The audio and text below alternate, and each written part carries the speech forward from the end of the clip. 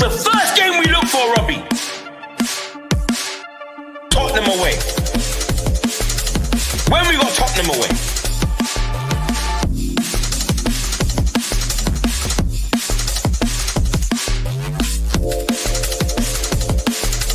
Tottenham away.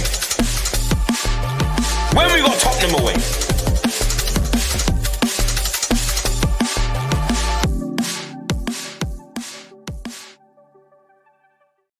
What's happening, everybody? Welcome to Tottenham Way. Best place to be on a Monday night. Transfer deadline day combined in one.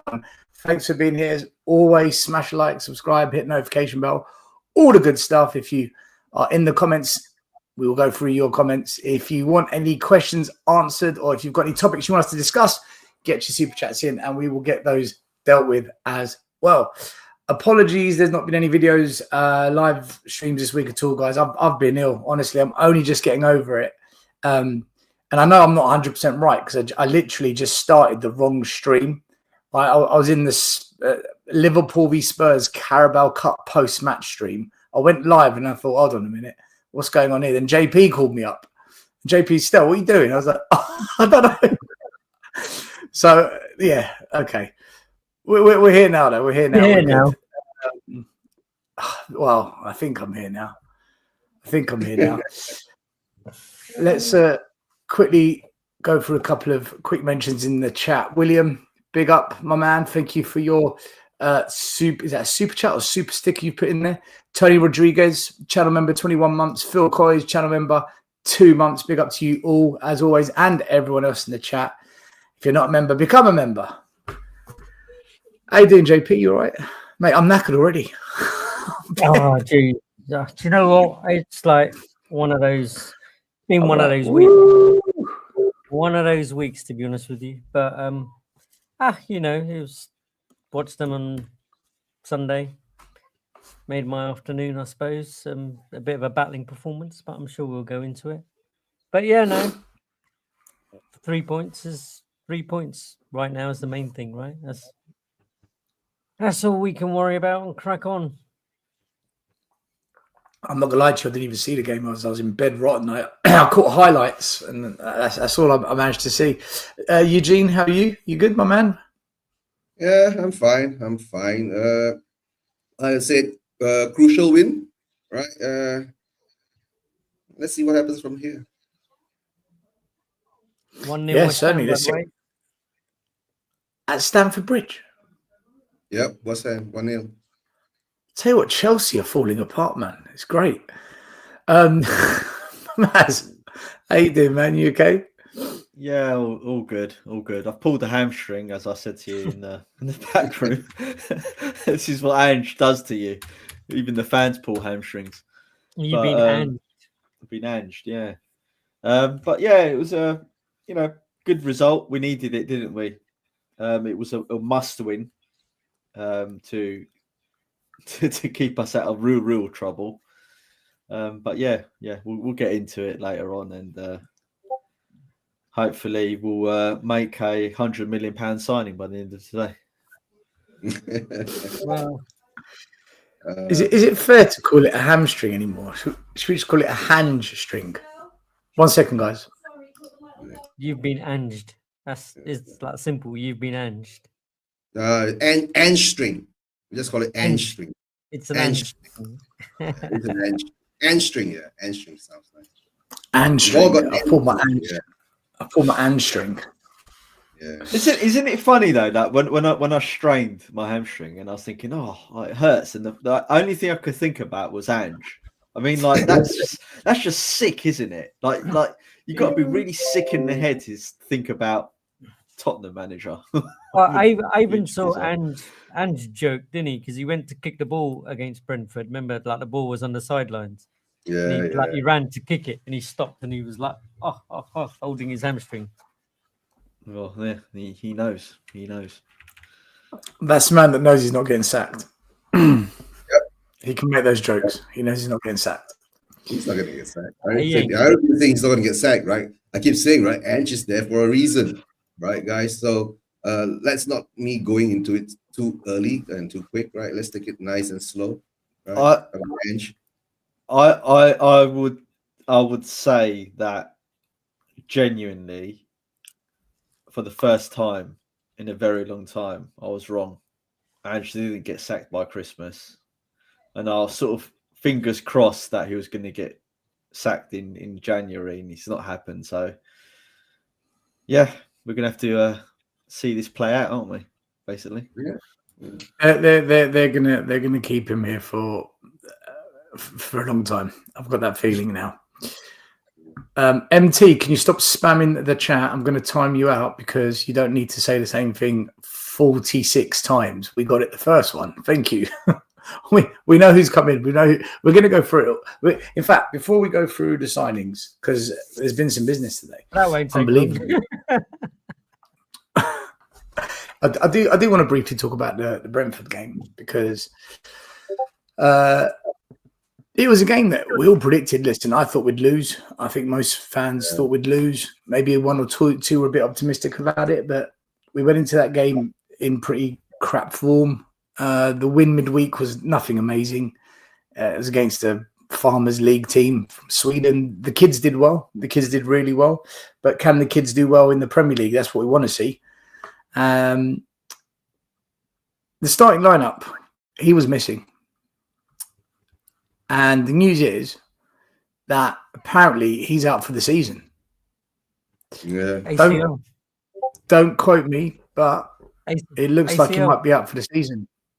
Is it confirmed, JP? I've seen loads of news, kind of like news on it, saying he's out. Nothing directly from the club. But... So the signing of Danso is even more important now because where he was meant to be cover, he's now replacing Dragusin for the season because he's dead. The starting 11, when you saw this, okay, Kinski in goal, Porro, Gray and Davies as a centre-back partnership, and Spence. You're not thinking it's going to be a clean sheet for Spurs. Midfield, Bissouma, Bentancur and Kulu. You're thinking, all right, it's probably the best we've got. And a front three of Moore, Richarlison, Son.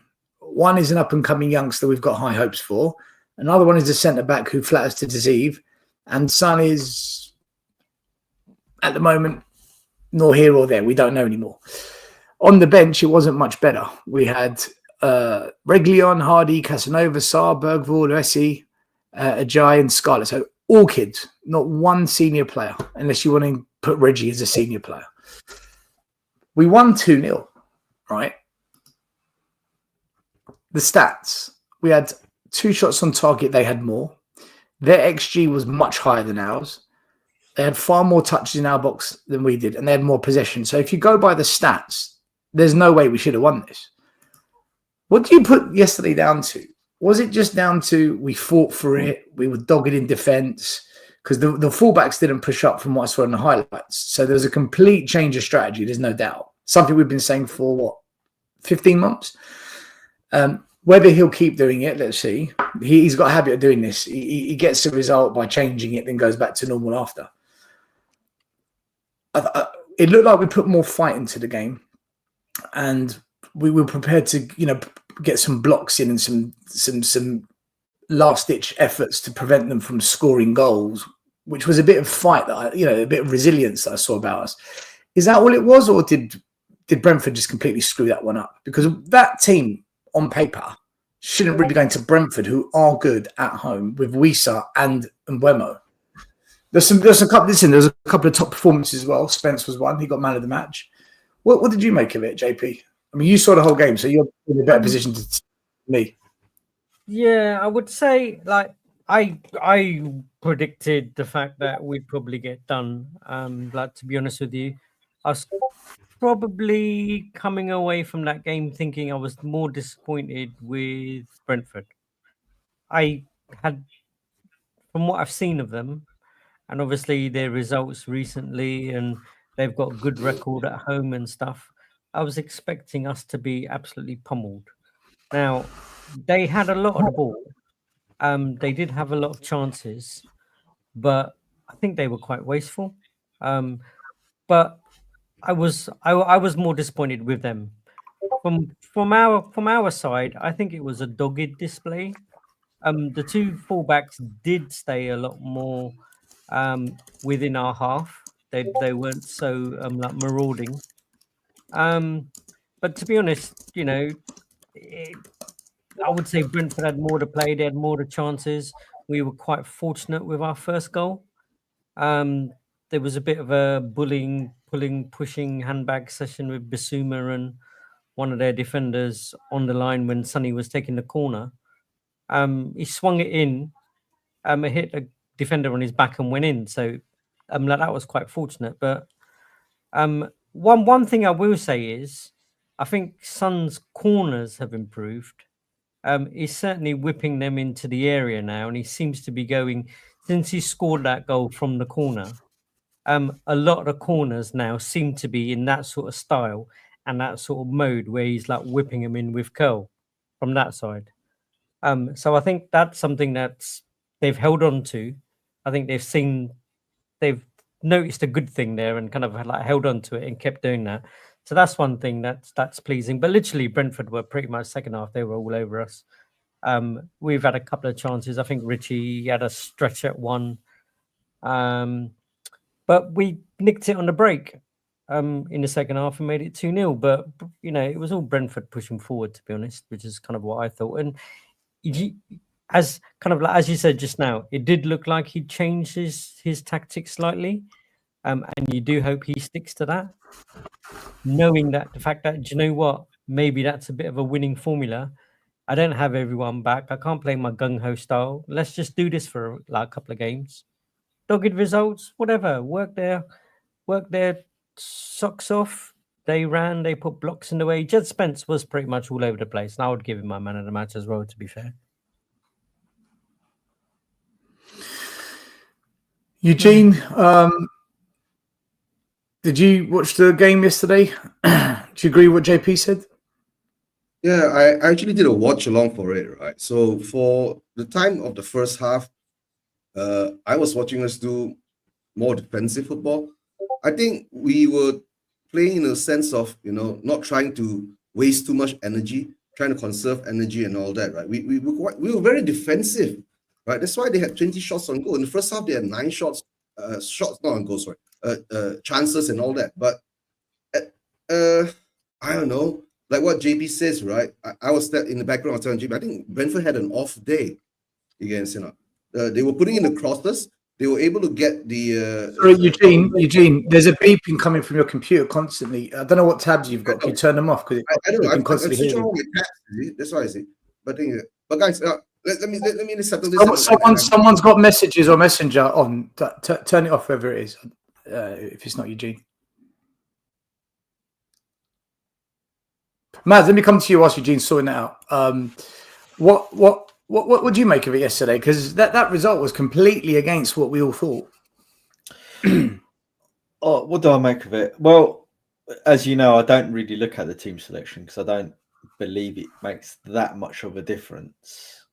However, what I would say is that I was expecting to see the who we are make formation and tactics, and it didn't quite pan out the way I thought it was going to pan out. Certainly that our fullback still inverted a little bit, but more in a defensive sense when we had the ball rather than an offensive sense like they normally do. And I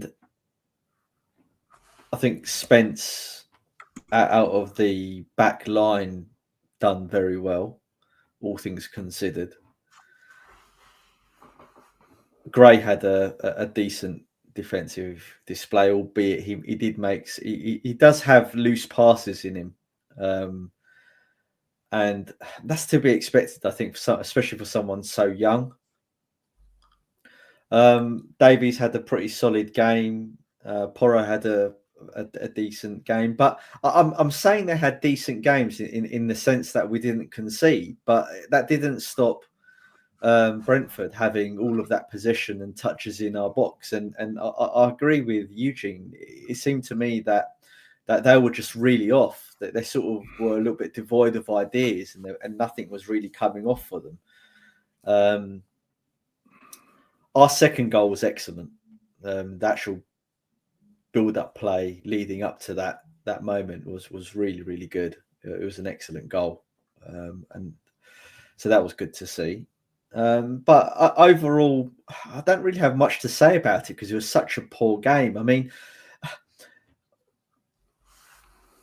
I think what's really concerning me is we've gone from a team that dominated possession, certainly at the start of the season, the first few games, to a team now that doesn't win the possession stats. Now you could say, "Oh, that's because we don't pass it around the back as much as we used to," but I don't think that is the case. I think we're playing effectively exactly the same as we've always played, but the other teams now have countered our tactics. And then know exactly how to hurt us, and then know exactly how to dispossess us as well. So we're just not having much of the ball, and that's forcing us to effectively counter-attack more. And we look better when we counter-attack, albeit the results in the last 10 odd games, apart from the Brentford games, hasn't gone our way. So, yeah, my view on the game is I guess is muddled. But that is representative of what the game was like. It was just a scrappy game. Yeah, look from the highlights. Beg your pardon. I saw extended highlights. It looked like a really crap game of football. It didn't look like anything enjoyable. But when you're in a relegation battle, you don't care. You just want the points. So at the end of the day, we got the points. I felt that we were more defensive as a team. The fullbacks not moving upfield was massive. And I felt the midfield were quite deep as well. And we just looked like we were a defensive team more than an attacking team. And the stats kind of show it as well. The one thing I will say is, this comment here is Alexander. He's one of these fans of the channel that wants to challenge everything that's said. You can't have it both ways. But the thing is, you can. It's called balance. And when you have balance, it means you have things both ways. You have periods of play where you're attacking. And then when you've lost that momentum, you can't get it back into groove. You drop deeper and you just stay solid and compact, absorb the pressure, and then go again.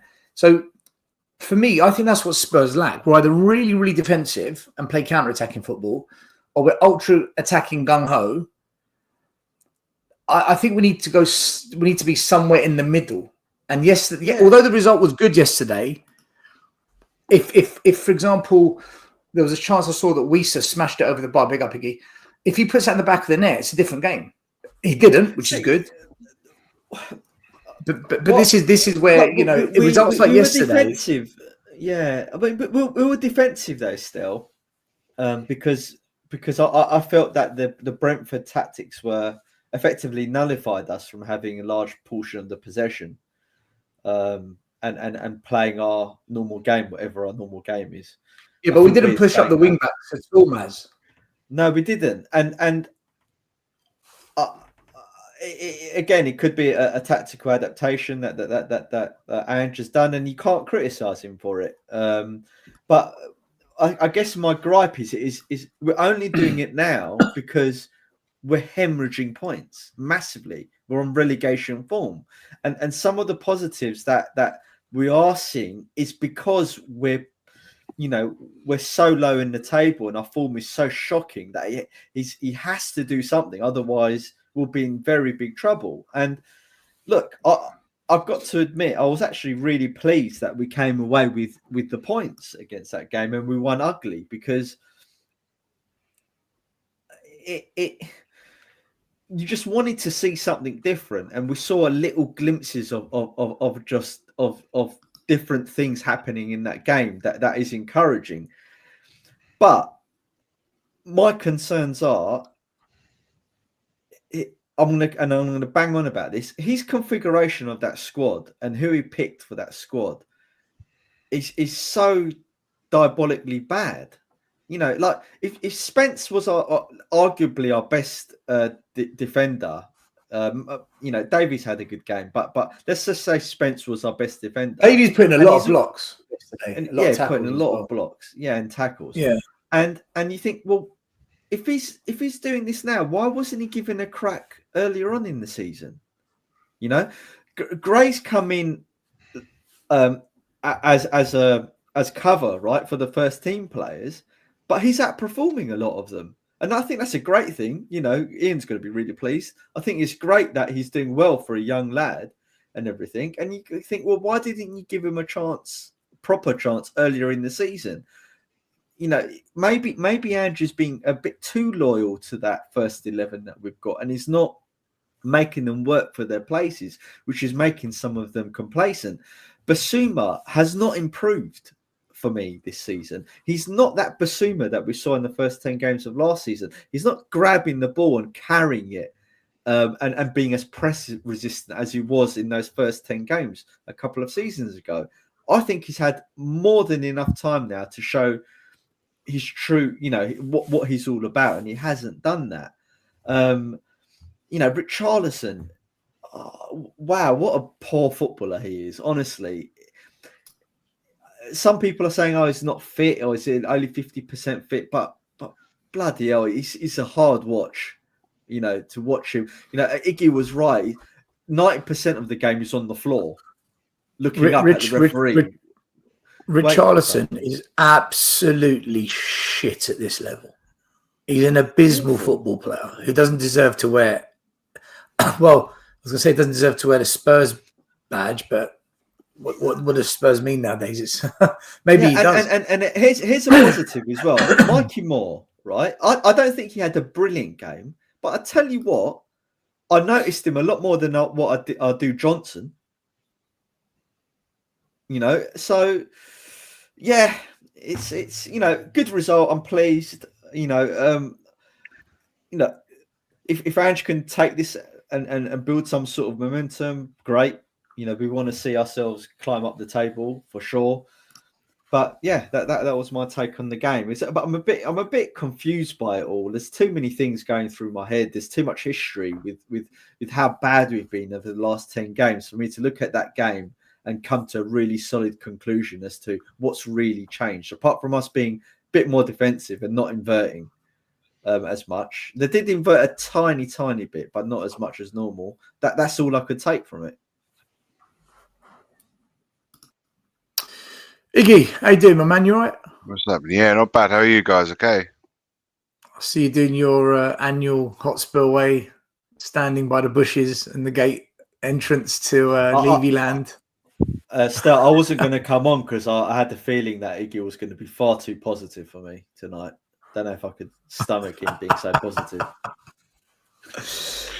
Iggy, listen, a much needed and important win yesterday. Spurs had to get a win. It couldn't carry on. And somehow we did against a team we thought, we're not going to win there. Well, what did you make of it yesterday? Do you think it was luck? Or do you think we deserved it? Or do you think it was a bit of both? No, I don't think it was luck. I know, like they had a couple of situations where you can put it down maybe to really poor finishing, but overall, man, I thought we dug deep. I said it in yesterday's video after the match. I thought we dug deep. Took the chance. We could have scored a bit. You know, could have perhaps closed the match a bit beforehand. I know we had a couple of situations where we could have scored. The one that comes to my mind at the moment, that left foot shot from Bergvall, just wide of the post. I know there was one with Kulusevski where he hit the side netting with his right foot. Perhaps that could have been a little bit better finish. Yeah, that's the only thing. We could have closed the match a little bit sooner. But overall, I thought we were a bit more solid. I thought defensively we were more attentive than perhaps we've shown in previous match. And so we was able to keep a clean sheet.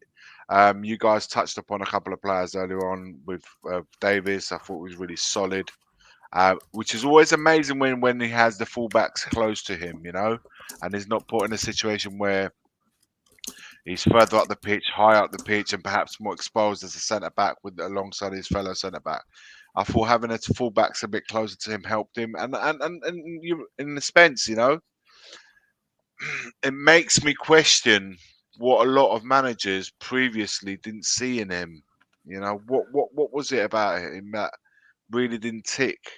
Why Iggy, was he can we have it right? so- Iggy, can we have it right? Hold on. I thought he was solid again at left back. I thought he had a Iggy, really one good minute, performance. 1 minute. Oh, hold on. The only reason he's playing is because of injuries. Otherwise, he I would not agree. be. I agree, which makes me Ange would question. not be playing him I at all. agree.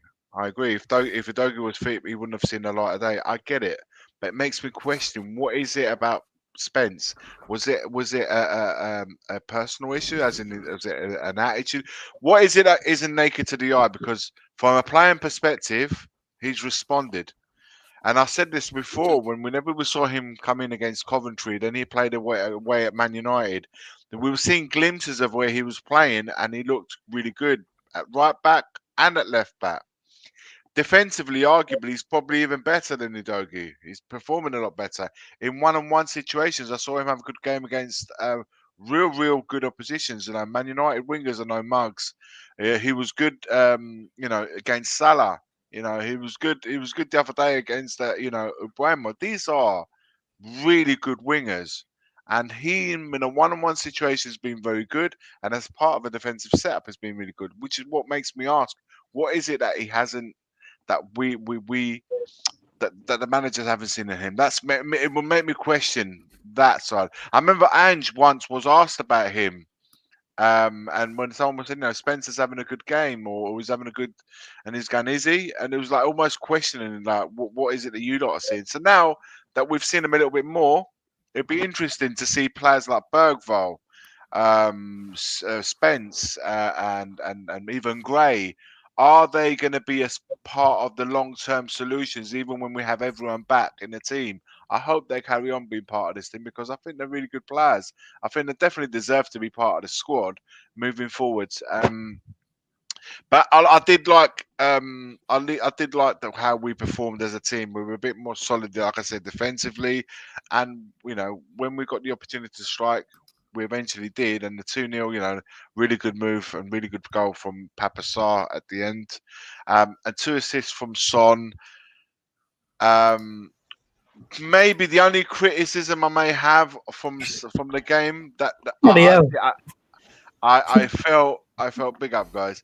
I felt that creativity wise, we wasn't all there on Sunday, and individually, I think you just touched upon it as well. I thought Richarlison was really poor, man. I know Dog shit.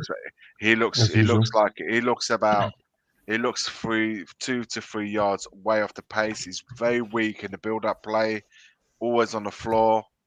There was very little to take. I could say that looked positive, and this is why I'm saying, and I hope in a few more hours to go, from a forward perspective, outside of Richarlison as number 9, we only have Dane Scarlett. Can that possibly be enough to take us to the end of the season? No, I'm not knocking Dane Scarlett.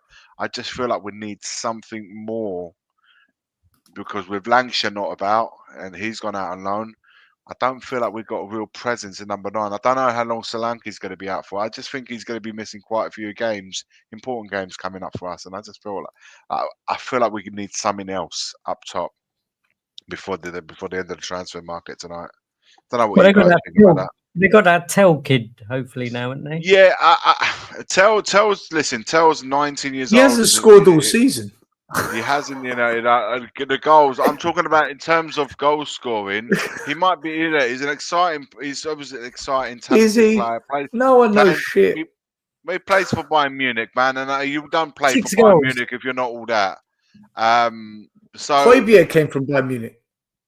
okay, but what I'm saying, you have to have something about you in the first place to play about Bayern Munich. All I'm saying I think is, if Bayern Munich don't want you, that's what we need to understand. They well, don't he's come want on a him. dry line and he's going back to Bayern Munich. So if they didn't want him, they would have got rid of him on a permanent deal. So all I'm But no one could saying, pay the money, Iggy.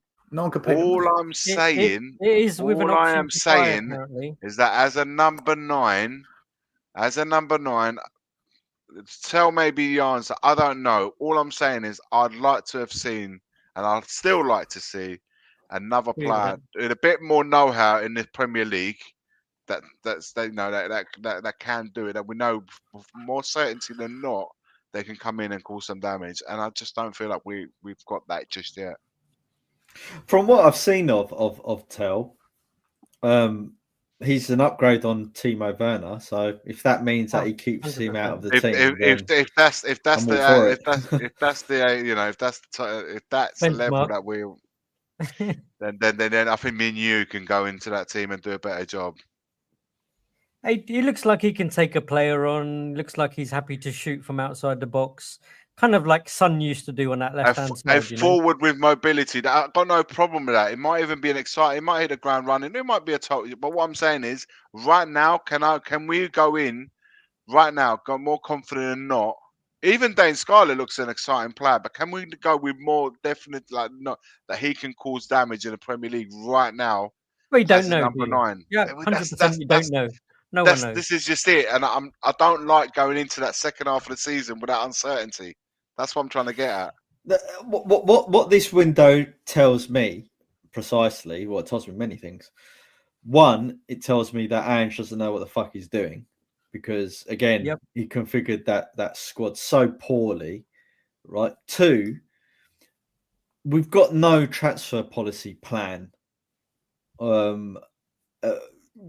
We're not building a squad. These are all reactionary signings for problems that we've had this season, and what that tells me is that these players have a high risk of not turning out good, and we're going to complain if let's just hypothetically say we sign Tell, right, and we've got Danzo and that Kinski, right. What's the likelihood that next season we'll be complaining about them, saying they're not good enough, or the season after? It's like the same cycle over and over again. Look, I don't want to pass judgment on Danto and Tell. I've got no idea what they're going to be like. We'll see. We'll wait and see. But it stinks of panic buying. Last minute bargain. Last minute, and we do this all the time. I mean, we've got 5 goalkeepers, for crying out loud, and we sign another one. I mean, is that the plan? Let's just sign as many goalkeepers and shoehorn them in the squad as possible. I mean, think it's mad. Danny, you're on mute, mate. I think. Thanks. I was just saying, I think Austin would have been better choice, to be honest. I think he looked good when he's done played. all right since he's come in. Hasn't he? He looked. You know what? He's older as well. Danny, do you know what? Sorry, seeing as we're talking about it, we've done Brentford. Let's get onto the transfers, and you can start it off. So, as it stands, we have signed Kinski, we have signed Danso on loan, and we've got Tell also on loan. And we made an announcement today. Beyonce is coming too. She's got 4 gigs. What a great day to announce it. Transfer deadline day. We've got Beyonce. I mean, this club's literally taking the piss. But anyway, Danny. She looks right up front. Easy, JP. We've got our what's it called? The woke police on YouTube will sue us. But as a centre forward, I mean, but in actual fact, we're also apparently going to sign a youngster from Liverpool by the end of the I don't know. It's all up in the air. I don't know, but do you know what this Tell deal?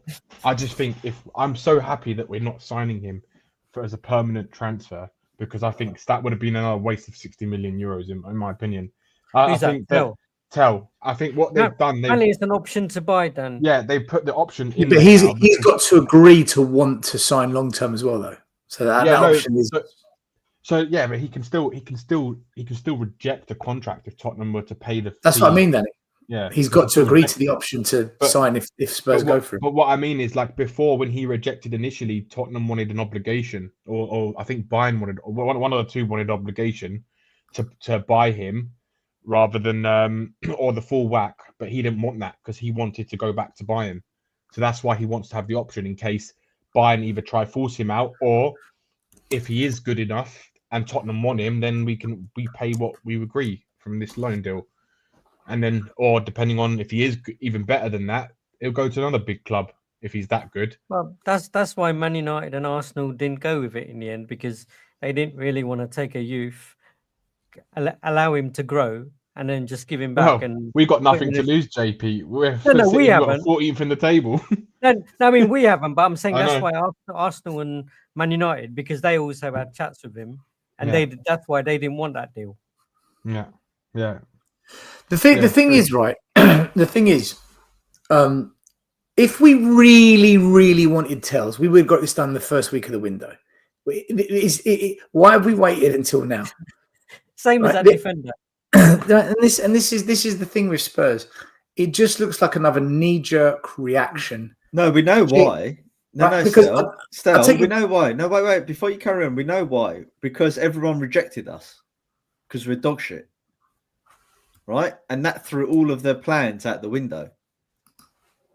So now we're scrabbling around the market looking for opportunities. But yeah, you're right. It's typical. This is typical Spurs. Listen, let me remind people, because the one thing with Tottenham away is we say it as it is, and it's not for everyone. People can't handle it because they're emotionally weak. Sadly, I wish people weren't as emotionally invested like that, but it is what it is. This time last year, we needed defenders. What did we do? We signed Dragusin. We spent 30 million. He's brilliant. Look at him at Genoa. Oh, what a player. Traditional centre half. This boy's the next. Okay. He comes to Spurs. He's been getting criticised for how many weeks now? This guy one-on-one looks shit. He gets done for pace. He can't play. Hold on a minute. Last January, we were told it was planned. This is the player they wanted. Now, after actually watching him in a Spurs shirt, in Europa, in the Premier League, when the pressure's on, he's not actually that amazing. He's not wow, is he? So we're doing it again. We need defenders. We wait till the last minute. Right, Danzo. He played for that team in the Euro. I remember him. Yeah. Okay. Let's wait and see when he puts a Spurs shirt on, how he does over 20 odd games. And the same with Tell. Because to me, it just feels like panic. Because if we really wanted them, man, we would have bought them. We wouldn't be doing these loan deals. It just stinks of Longley and Danjuma all over again. Maybe Tell is good because he's from Bayern Munich. Maybe he is, guys. Who knows?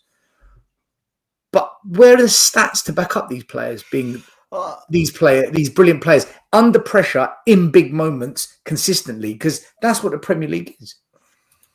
Especially with our new data-driven approach, right? I don't even know. Yeah, I mean, Jimmy Kingsley off the first game. Oh, Kingsley's good. He's really good, man. Yeah, what's a signing? And everyone jumped on the bandwagon, and then suddenly he's misplacing passes from the back, giving it to the opposition. He did another one yesterday against Brentford. He's not this amazing goalie everyone made out to be. He's a young lad with potential.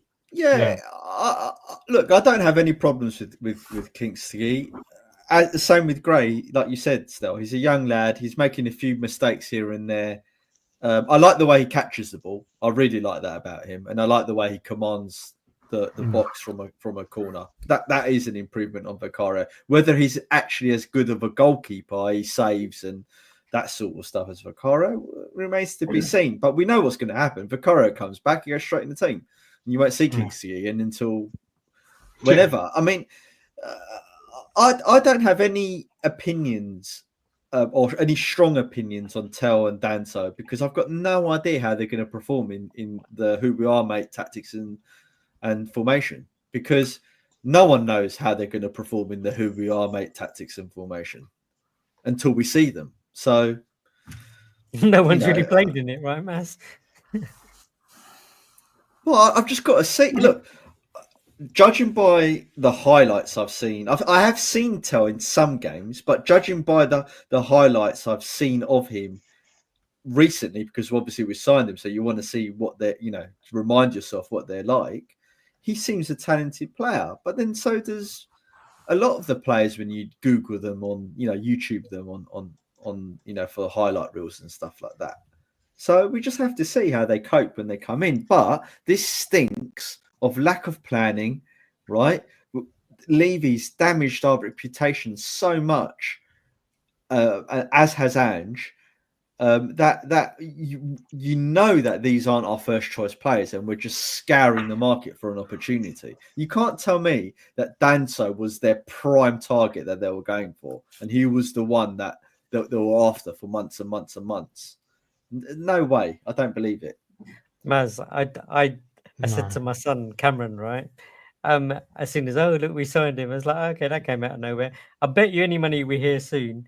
We've been tracking him all year, and like suddenly, like now is the best time to do it. About 10 minutes later, it was like, Tottenham did look at him earlier, but were put off by the price. But also with like with Tell, you'll probably hear like, "Oh, I always wanted to come to Spurs" and all this kind of stuff. Well, You'll you hear already it said no in the first place. Yeah, I know, but you're going to hear it in the interview, innit? When they do the interview with him, they haven't. I don't know if they've released the Danso one yet, but when they do it, you're going to hear that usual shit. I really wanted to come to Tottenham, and I can get. He has. The He said team, that, I'm gonna help the and he team. said that. He said. He says. Trophy. He said, "I've Who, come here to Tell? win trophies." No, Danso. not Danso, not Danso. Tell. I was talking about Tell as well, because Tell obviously rejected us first, right? Yeah. So I want to hear what he's gonna do the usual PR stuff the club want to push out, basically, and just basically you're just gonna get the same old stuff that you always hear. Tell said no. I said, I don't want to go to Spurs. Ange told us he only wants players that want to be here. Now Tell's coming to Spurs. Hold on a minute. Because apparently Ange had a phone call with him and convinced him of the project. What, for 6 months? What's the project? Yeah. Well, did he tell him we can get back in the top 10? We can get back in the top 5. What's he sold him? What's he sold him? He sold him the Greek special. Listen, he's Danso's gonna young, make him man. some souvlaki. It's a young player, an opportunity to play in the Premier League. Yeah, He's like, come tell, I give you meat, proper Greek barbecue. It puts him in a window, innit? I've always, how many times have I been on here and I've said, you know, the Tottenham will offer a player that's on the rise. So if he's an aspiring player and he's a young player that's looking to make a name himself, Spurs will give you that opportunity. Or if you're at the other end of the scale where the player's on a downward spiral, the latter stages of of his career, then Spurs can give him that that kind of opportunity. But you won't have a player that's in the prime years of his career coming to Tottenham, because that's the level that we have shown. But for a player like him, he gets an opportunity to come and play 6 months regularly, probably than what he has at Bayern Munich. It puts him on a window, puts him on a map, and who knows, maybe in the 6 months that he stays at Spurs, he may actually enjoy being at a club. Or he says, you know what? No, I'm going back to Bayern like he has already, with the intention of coming over. So you don't know how things work out, even if it's a loan. Regarding the other player, Danso wasn't our prime objective in defence. Tomori was.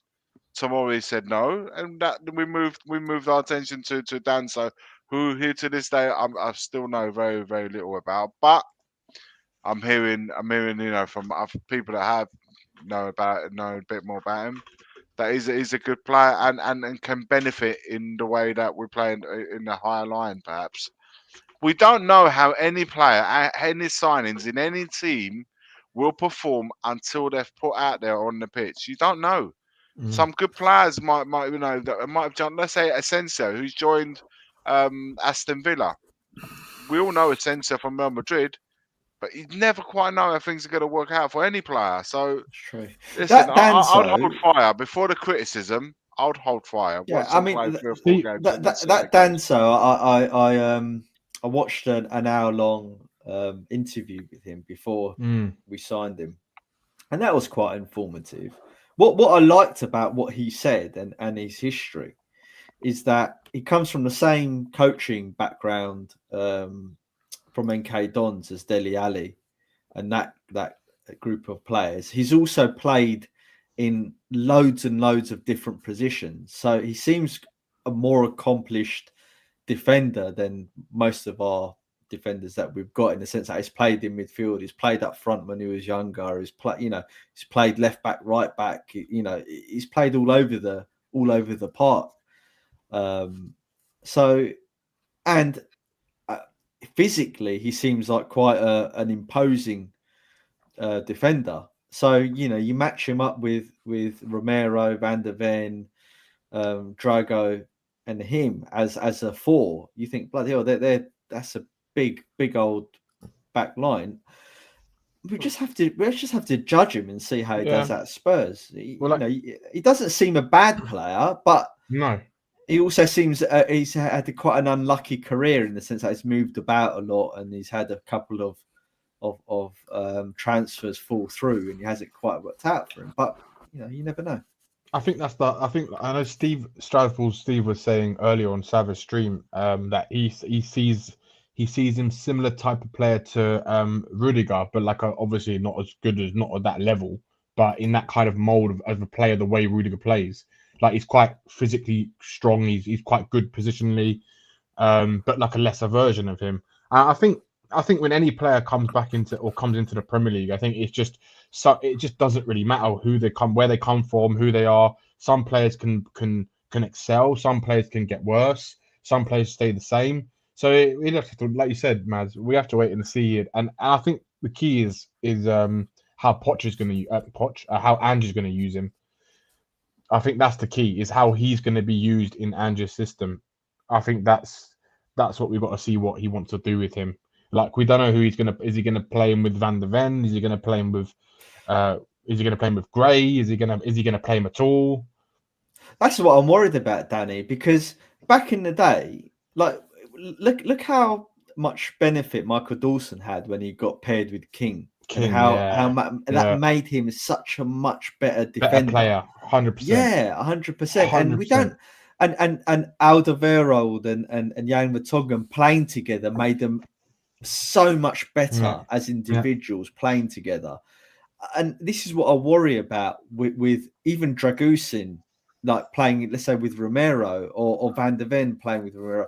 Are they really getting the most out of each other? They're all young. There's no that old head for them to look up to. You can't tell me that Davies is that defender they're looking to, thinking, yeah, I want to be exactly like him when I grow older. I want to be like him when I get bigger. I think Danto's been bought for the Romero replacement, to be honest. I think Romero's gone in the summer. Yep. Personally. Yeah. I think he'll go, and and then they'll probably use that money to go and buy another defender. And then just like we bought Richarlison. You know how, or not just that, still, not just that, right? You know how they're saying that they tried to get another defender now, right? So that would be an additional defender with Romero. But what they'll do in the summer, they'll sell Romero, get one defender, and we've got our defender, and then they'll forget about the extra one they needed. And then they'll just say, yeah, we don't want to do that because that's what Spurs do. You've got that Vriskovic coming back, and then you've got all the other youngsters that they've just loaned out, haven't they? So they'll use that as an excuse. He's already come out and said he doesn't want to get in that Vriskovich's way, and that's why he didn't buy defenders at the start of the year, right? Mm-hmm. So yeah, I think it'll be interesting to see what he does. What's up, Murray? UK? Can I just say one thing, actually? Just backtrack quickly on the game. Go for it. Just what I noticed about the game against Brentford was that I think it's kind of just to add on to what Iggy was saying. I think what was good was with Porro. I think it's one of the deepest I've seen him play at Spurs since he's actually been at Spurs, to be honest. And I think that it helped us yesterday to have a bit more, not control, but not get completely beat all the time, because that's where most of the danger comes from, is that right hand side, his side, because he's always so far up the pitch. And I think playing more kind of pragmatic yesterday, I think it really helped us. I think there's no way we would have beaten Brentford if we didn't play that style of football. Danny, think of our big wins this year, right? Liverpool in the Carabao Cup first round, first leg. Pragmatic. Man City away at the Etihad. Man City in the Carabao Cup and Brentford, right? None of those games were Ange ball. Not a single one of those wins was Ange ball. We were saying on Savage Street, he just needs to stop playing Ange ball and start playing football, and then it'll be all right. It just plays normal football the way he's been playing in those games, and he'll start picking up points. I think the problem is you can't play his style of football with the players that we've got. They're just not good enough. I don't think you can play his style of football when both fullbacks are so high up and there's no number 6. And there's no 100%. number 6. It's That's the killer. It's too exposed. There's no cover. Who's going to cover the counter attack if you haven't got a 6? If you don't play with a 6, who covers it? It's got to be the centre back. Well, then that's how you split. That's how we get split apart. Or you play that back 3, isn't it? You play a back 3 and then 2 wing backs, and you lose a midfielder. Do you guys not believe that Archie Grays perhaps have accumulated a lot of experience playing at the back now? Could now have a little bit more about him to play that role, a bit more defensive awareness. Yeah, in the 6. I don't know if he's got. We don't play with a 6, Iggy. I think we should play with a 6. I'm saying that I think Yeah, we should. we all think we now, should. now that Archie Gray has got at least got experience more. I think we've got players that can do it. We just don't play with it. Yes, it's just a thought, guys. It's just a thought. If you told Basuma, I wouldn't trust Gray. Maz, if you told Basuma, stop running around the pitch, putting out fires, troubleshooting all over the pitch, just hold, and when they come onto us, you go across. Let the centre backs hold shape. You go across. Won't work. Right? It won't work because that's what Conte told him to do, and he didn't do it. Conte played a 3-5-2 in this system. But he was the defensive midfielder in that system. But there was 3 centre backs behind, and they never played a high line. Conte's system was different, right? If you just told Basuma, hold in front of the back 2, and when the counter attack comes down the flanks, you go across. No one else. If he did that, Basuma can do it. He's okay. He's not brilliant at it, but Bentancur can do it. We've got players that can do it. The problem is we don't play with a player like that. We never play with a player like that. Instead, we expect the fullback to make a ridiculous recovery run that they can never make, or the centre back has to look. Classic example: Porro gets caught out against Leicester. They come down the wing. Who's the one that's got to go over and deal with it? Dragusin. All the problems start. And this is it. We don't play with a proper 6 the way a 6 is supposed. You watch Arsenal play with a 6, it's a completely different game. Yeah, but they've got Rice. I mean, like the thing is, this. But they've got better players. I agree, Maz. But the point is, you can still have a player in that position that does the job. But or at least tries to do it. We don't try. I think what I'm really worried about in the who we are, mate, tactics and formation, right, is Bentancur. They're ruining him, right? He's getting ruined playing for Ange. If you look at the Bentancur, and I've done this the other day, if you look at the highlights of Bentancur and some of the games that he played under Conte, he was a completely different player. So good on the ball. So good on the ball. It was almost like Rolls Royce, wasn't he? Yeah, and he had the energy. He didn't make as many mistakes. His passing was good. He chipped in with goals. Now look what's happened to him, and I can almost see the same thing. Look, I'm not a fan of Basuma because I feel over the last 3 seasons he's been poor. Apart from those 10 games, he's just been missing. But Ange is making Basuma worse in the sense that he's making him run all around the pitch, putting out fires, and you feel sorry for him because he's getting dragged all over the place. And then with Basuma, with his lack of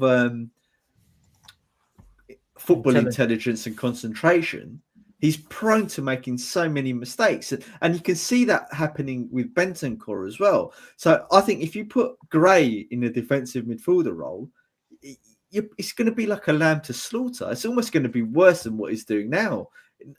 Not that he's doing bad, but what I mean is you're going to expose him more than what he is in the system now, I feel, which sounds counterintuitive because in the who we are, mate system, there's like two centre-backs on the halfway line most of the time.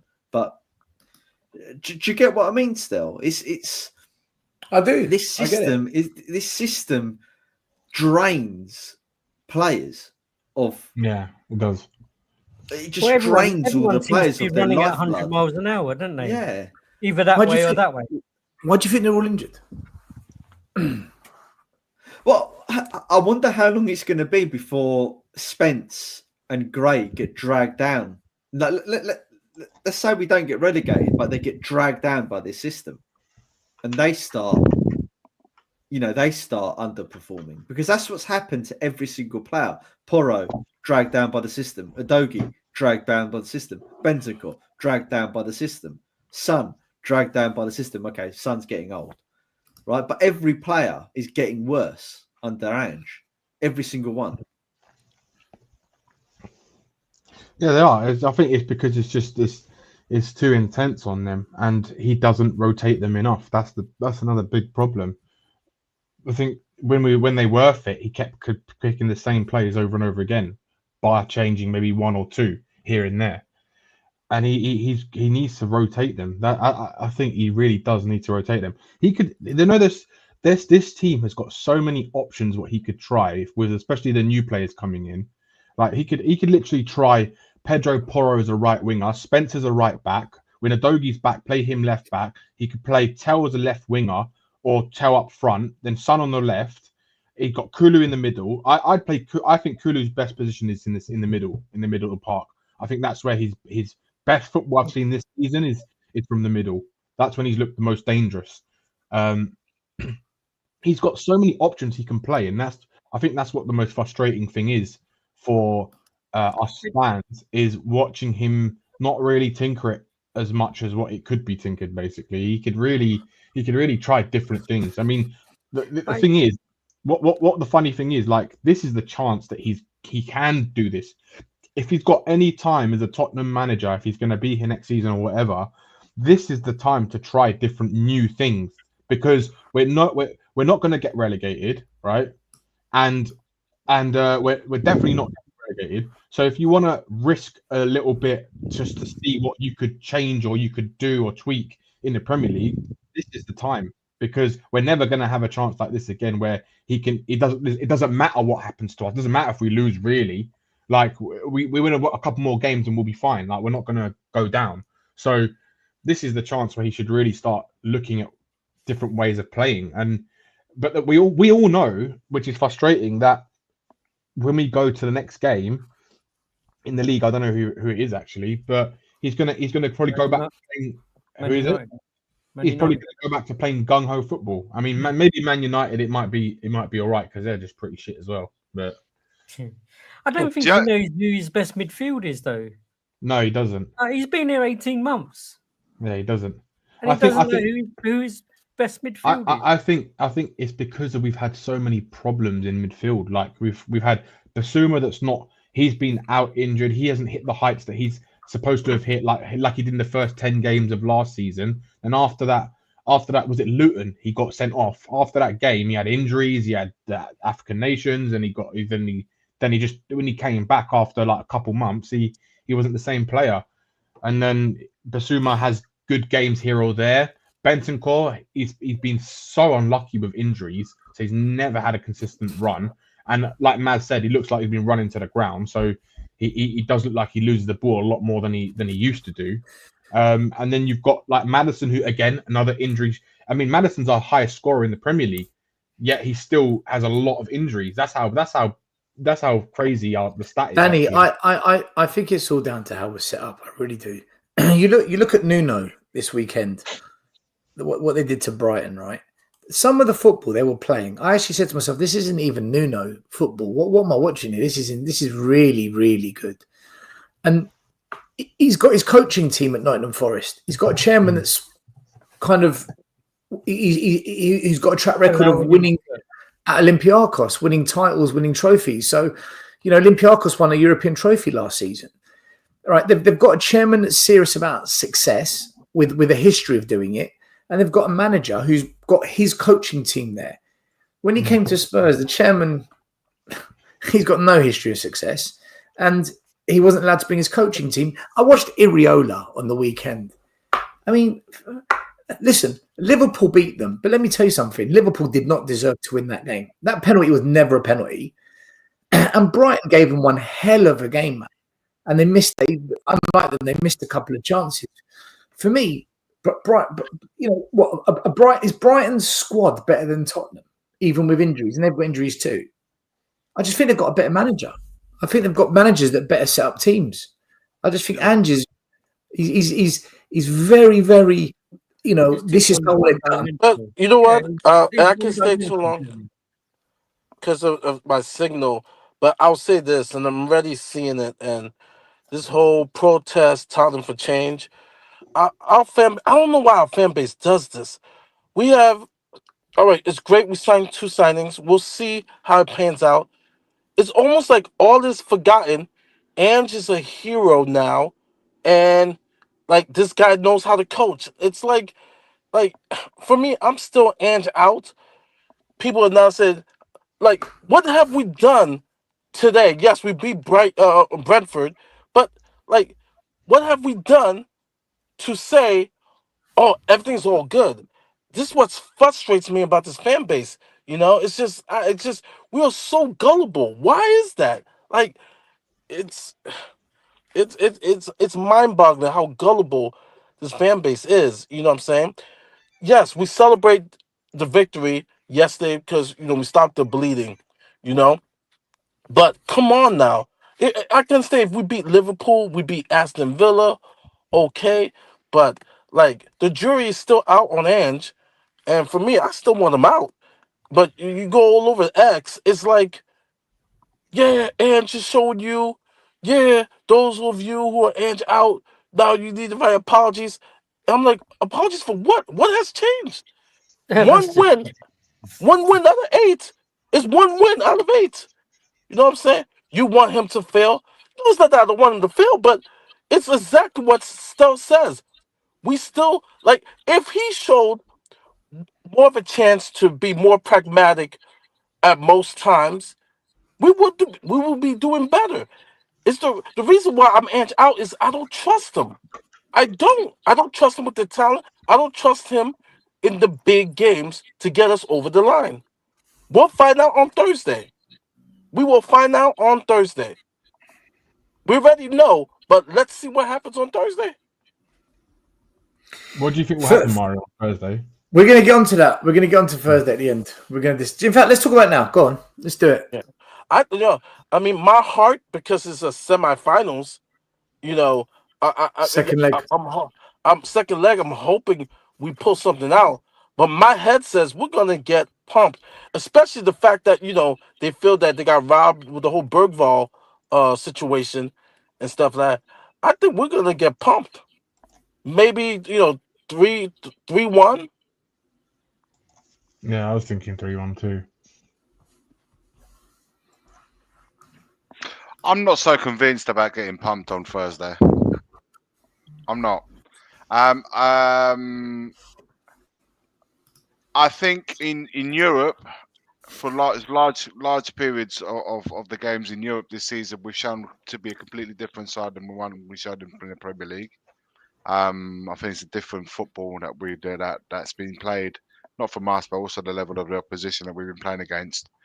I think for as long as that we can sprinkle a few wins in the Premier League and just keep above water, which is what I think will happen in the end, will allow us to focus a bit more in the cup competitions, because we won't be in a situation where we might have to get to a point and then we think we have to let go of the cup games to focus on top 4.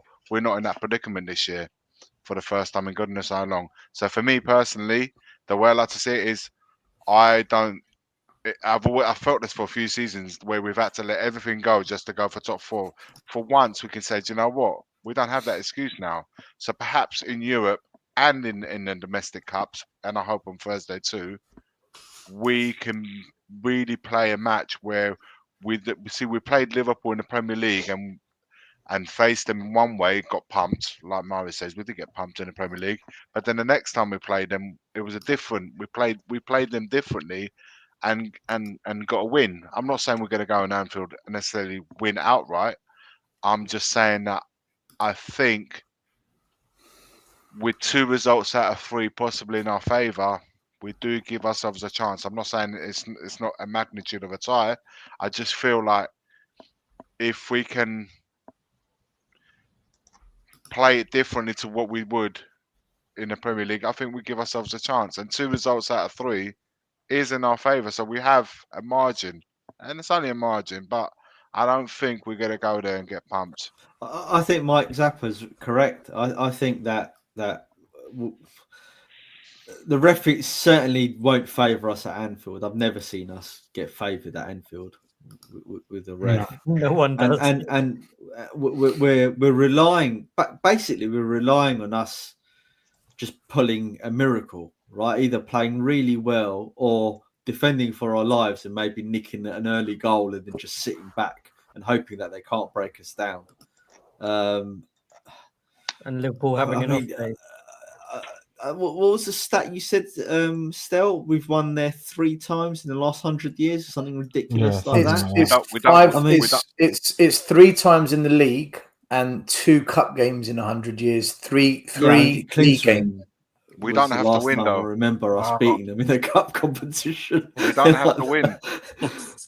We just need to draw, right? A draw would be enough. Yeah, just need a draw. I'm not saying we should play. 2-2, but I'm not saying we should play for a draw. I'm saying that a draw could. We've got that up our sleeve, haven't we? It just seems so unlikely, doesn't it? And you know, if that was Jose Mourinho going into that semi-final, 12 men behind the ball, and you probably think, that's it. Yeah. But that's the magic of Mourinho and Conte. You know that they've got it in them to pull out a tactical masterclass and just. Regardless of the team, and they, how many times did we enjoy under those 2 managers where we weren't at the better team, but whatever tactics they done bloody worked, and it worked well. Yeah. And when we nick it from those teams, it feels so good, doesn't it? Yeah. Listen, guys, we're not winning at Anfield, man. We're not winning at Anfield, right? This is madness. We're going to go there, and they are going to knock us out. They are knocking us out of this competition. I'm saying it as it is. We are going out of this competition. Anfield is Anfield. When the draw happened, this was the one thing I said I don't want. Liverpool with a second leg at Anfield. That's exactly what we got. We're going to go there.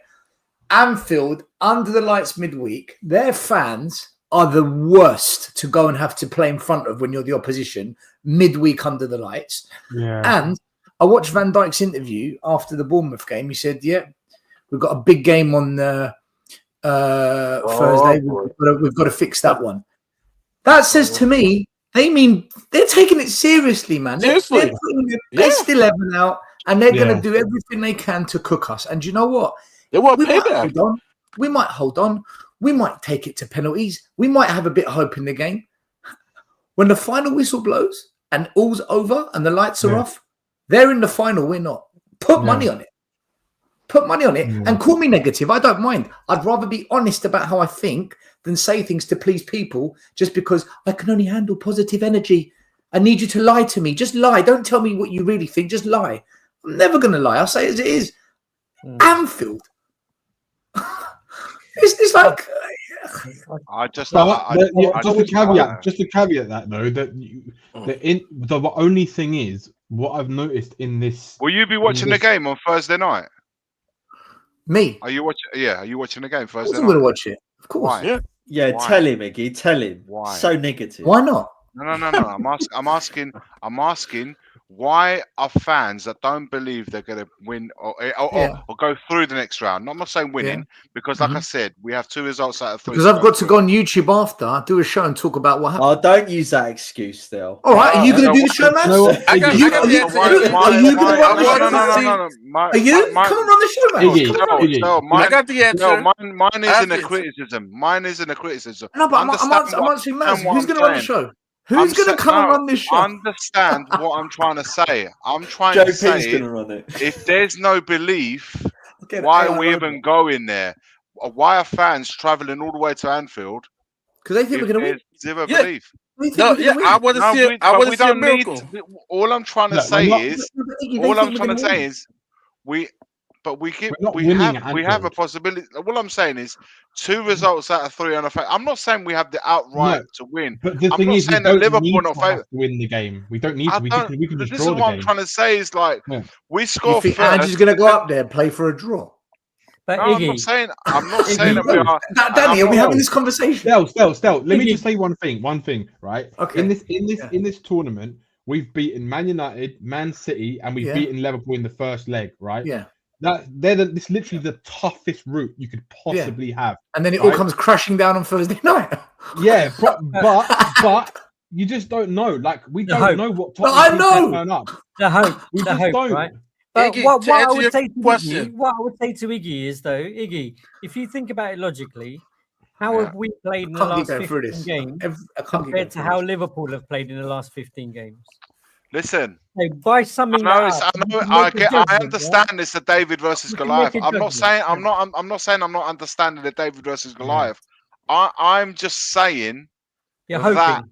You're to hoping hope you'll get a result. to say yeah, but of course, man. At the end of the day, I hope Spurs win every game, not just against Thursday night. I'm trying to say is that in my mind, if I go into this game saying we've got zero chances there, I don't see the point of even investing any time. No, in I never watching said the we've game. got zero chance. No, I'm We're watching. going out. I'm watching. Don't How back, many Iggy, don't minutes back we We trust are got? the going team out. there, We Stel. are. I Iggy, mean, that's We no are going chance. Iggy, I'm Well, no, watching. if I'm in the watching first 2 because- minutes Van Dijk gets stretched off injured and they go down to 10 men as well, Yeah, you everything see? changes, doesn't it? Yeah, Everything Iggy, changes. I'm watching because I But do I believe in think that's going to miracles. happen? No. Miracles can happen. I So think I'm we're going to get watching. injured. I'm watching to see if we can pull up the miracle and win at Anfield. Yeah. I believe I'm in miracles. watching, I so I don't can think we're say gonna to win. you, I told you so. I told you all. That's I all. told That's the only reason you I want to don't do think it. we'll win, but there So the is a truth chance is we coming can out, draw. eh? There is a chance we can draw. But my guess was 3-1 to Liverpool. I think we'll probably end up losing. But there is a chance we can still draw. I mean, Stel, what you have to understand, yeah, is this Spurs Tottenham fans are gonna- team. Still, they're gonna this play- Tottenham team is the most fucked up Tottenham team because one minute, right, you're going to lose to the worst team in the country. Next minute, you're going to beat the best team in the country. This If team, they any turn team up- can turn up. Still, any Tottenham team, the problem is, right, we don't know what Tottenham team is going to turn up on that day. We can have the We Tottenham know what team Liverpool that get team's going to turn up. absolutely battered, right? Listen, Danny, Guys, that's not it's- true. guys, Our it's- form it's has been obvious, it's relegation obvious. form this season. We know we're going to lose 90% obvious. of our games. Fucking the top most of the league, obvious thing and that you're at anyone home. can say for Spurs to even have a chance, Liverpool have to be a little bit off it. If they're on their A game, if they're on their A game, it's not just Tottenham. A lot of teams don't have a chance against Yeah, them. now he If now they're he's playing on leaving. their- Now you're No, beginning to get it's it. not. now. But Keep it's going, not. keep going, It's keep going. all I'm saying is, my point. I think either I'm not making myself clear or I'm just not. I'm not saying that they're not a top side. I'm not saying that if they're on an A level, A game, a lot of the teams wouldn't have. I'm saying that if we truly believe we have no chance, none, of going through come Thursday night, I don't see the point of investing even a minute in watching that game. No, That's come what on, I'm Iggy. saying. Iggy, I've played around. I've joked around. I've got. But then if you say Stel fuck, on my we're going to line, I get reeled 4-0, him in. 5-0. But I'm Iggy, not saying good. you can't fine. say that because if that's the case, then why have you been watching Spurs all season? Because we've been getting hammered for the last 10 games in a row. Listen, I'm fully aware. I'm fully aware of how we've been playing and stuff like that. I'm just saying that we can't say going into the game we've got no chance. Yeah. I can only comment. No, there's always a chance. I can only really comment. Come on here and comment what I've seen, and a lot of the games this year has been shit. I'm not saying that. I'm saying, but I don't go into games thinking, "Fuck this, we've got zero chance." I don't even know why we're bothering. I'm not saying we've got zero chance. There's a chance. But that chance is like believing that unicorns might turn up outside your door. And... No, that's not. Do you know what I mean? It's like there's a chance. You might see a unicorn. You know what? You might see a unicorn. Tottenham beat Liverpool at home in the first leg. No one expected that. None of us expected that. Anfield. Yeah, I know, but I'm not. But no one's saying we have to go there and win the football match. Our players are going to shit themselves just listening to that. Walk on. You're gonna see the Spurs. Archie Gray. Bergville. You know what? I think we're. You know what? I might Well, I put may a have bet to on change my that prediction. Bergbauer's going to get sent off or something. all the kids. Listen, do you know what? I'm actually waiting for the excuse. So I think there's going to be a moment in the game where it's going to be a big talking point, and Spurs fans will home in on that point as the reason why we lost, and they're going to blame it on the ref. I think there's going to be a refereeing decision that does swing this one. I do. It'll be one of those games. To balance it out with what happened with Bergville, because do you know what?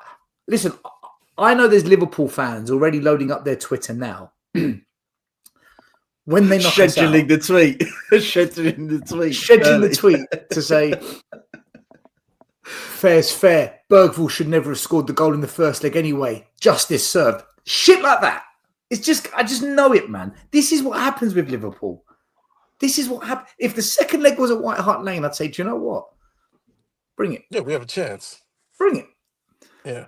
Anfield. Good chance. When you walk through Well, you know what? Stop.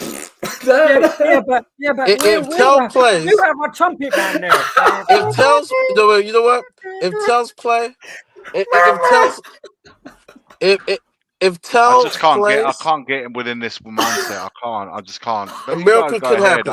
I'm just not on that mindset. If Spurs win, I'm finished, isn't it? If Spurs do win, I'm finished. I'm done. No, I just think we need to score early. I just think if we can score a goal, if we can even take the lead, I think we give ourselves a chance. That is all I'm saying. It's a very minute, maybe a small chance, but we give ourselves a chance, and that's all you can go on.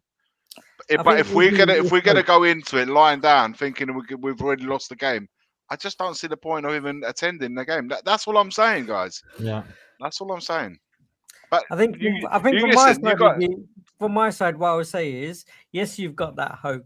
Yes, you've got your heart that wants to go there and do it. And I'm probably the same.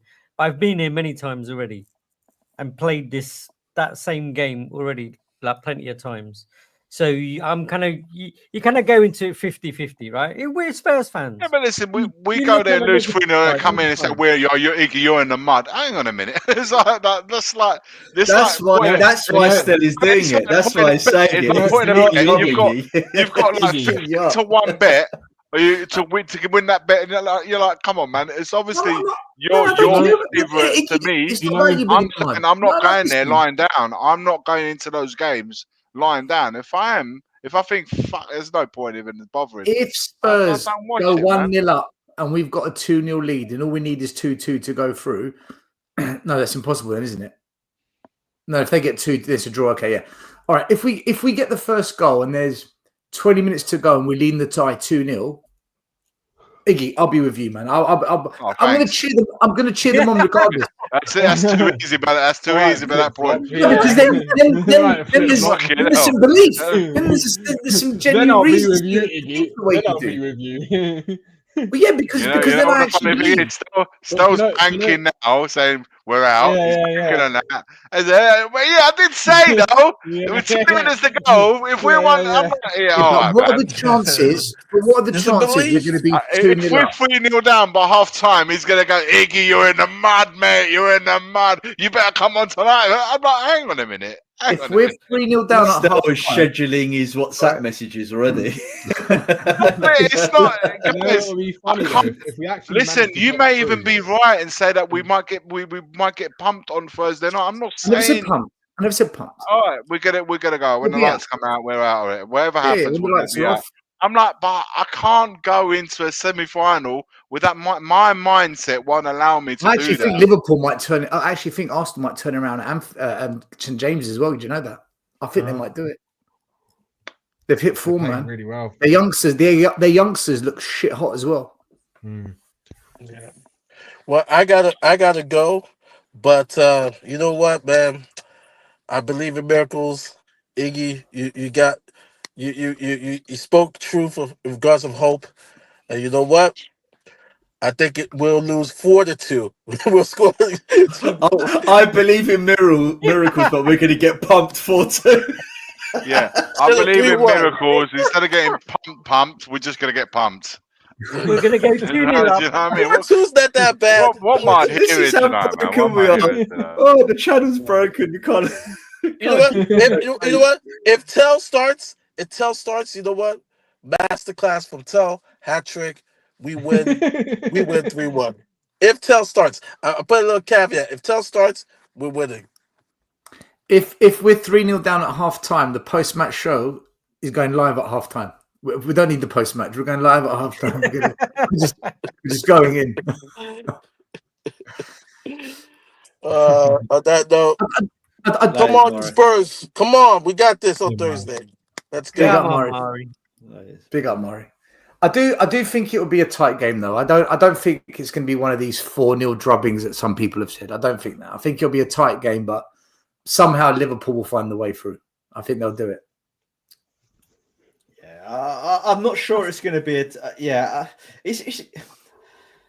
I agree with you, still. We're not going to beat them. But if we do, then I'm happy to be, on this occasion, I'm happy to be wrong, obviously, for obvious reasons. But I think that they are going to run right on us, purely because, like, I even heard that Arnie Slot the other day. They played in the Champions League, right? I think they won 3-1 or something, and they let a goal in the last 5 minutes. No, they lost 3-2 midweek. No. This was like a couple of games ago. But he was pissed. He was pissed that they let a goal in the last 10 minutes. He was literally like so angry about it. I'm not happy. I'm this, I'm that, I'm that. I don't like what happened at the end of the game. You won 3-0. Oh, sorry, you won 3-1. He's going to wind those players up or get them in the mindset of going, they've beaten you. They're going to get to the final. You guys need to, each one of you need to get on that pitch and do something about that. He's that type of manager.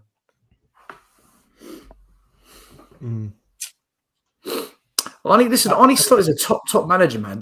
I said it, we've spoken about it so many times. I wanted him as our manager, but for me, the big thing here is they're at home, man. Anfield under the lights is one of the worst places in world football, not just English football, to go and play.